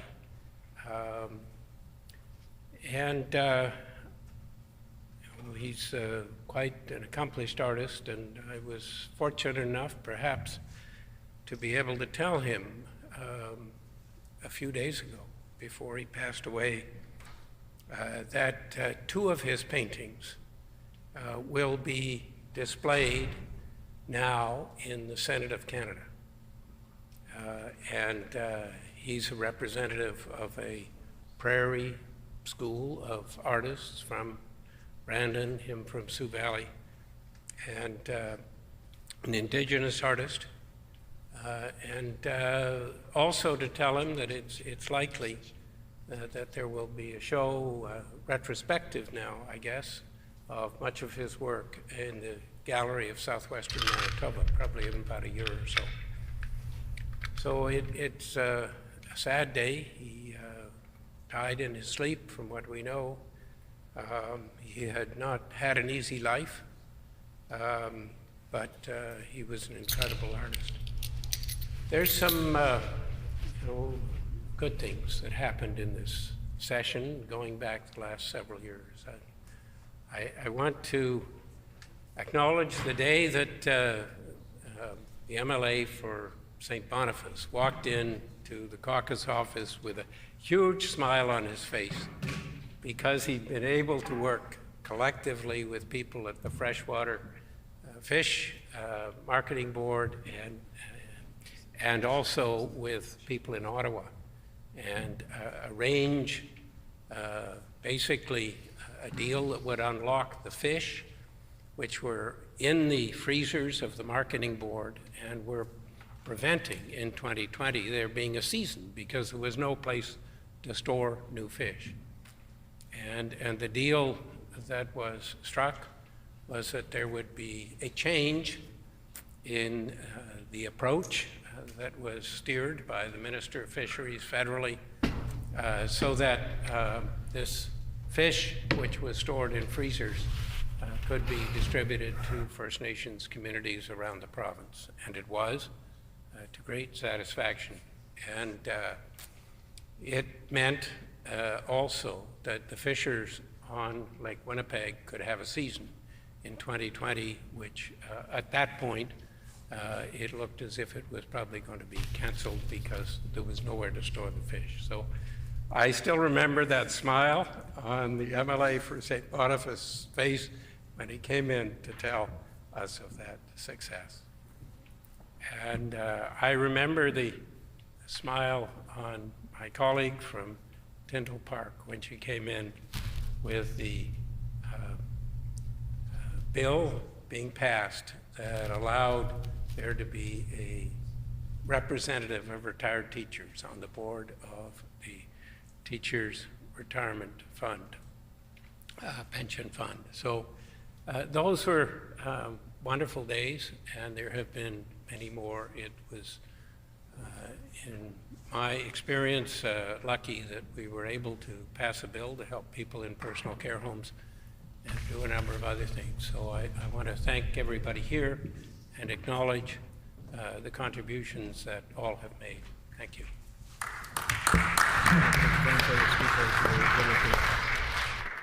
So,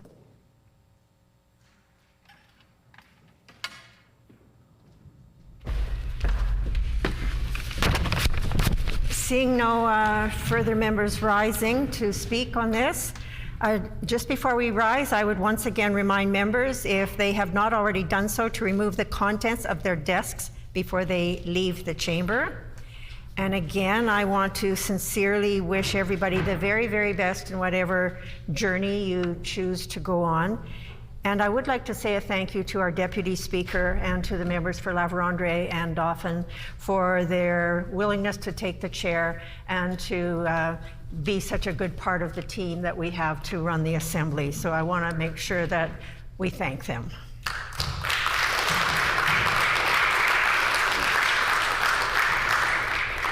And I would like to compliment our House leaders and it's been said today, and I think it's important, a lot got done, and it was because of the cooperative approach of our House leaders to moving business of this House forward.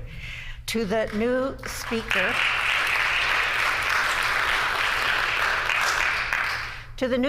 a heads up. When I became Speaker, I was told I had to use a time clock here, a little time clock to time everybody, and I said, what are you talking about? I'm going to be sitting here using something I have no idea how to use? And we had a very old one at the time, and it kept breaking down, and there were times you probably didn't even see the panic that I had, or I'm getting a hold of the clerk, say help. It really was a piece of junk. And so there is a new one. But the new Speaker might want to have a bit of a practice at this before they take over, because it was something that totally caught me off guard. So just a kind heads up. The Honourable Government House Leader? Nope, I'm just listening to you, Madam Speaker, as I have for the last 4 years. Are you willing to call it 5 o'clock? Well, anybody else want to do anything else? Madam Speaker, could you please canvass the House and all of my honorable colleagues and friends if it's the will of the House to call it 5 p.m. Is it the will of the House to call it 5 p.m.? This leave has been granted. This House stands adjourned until the call of the Speaker.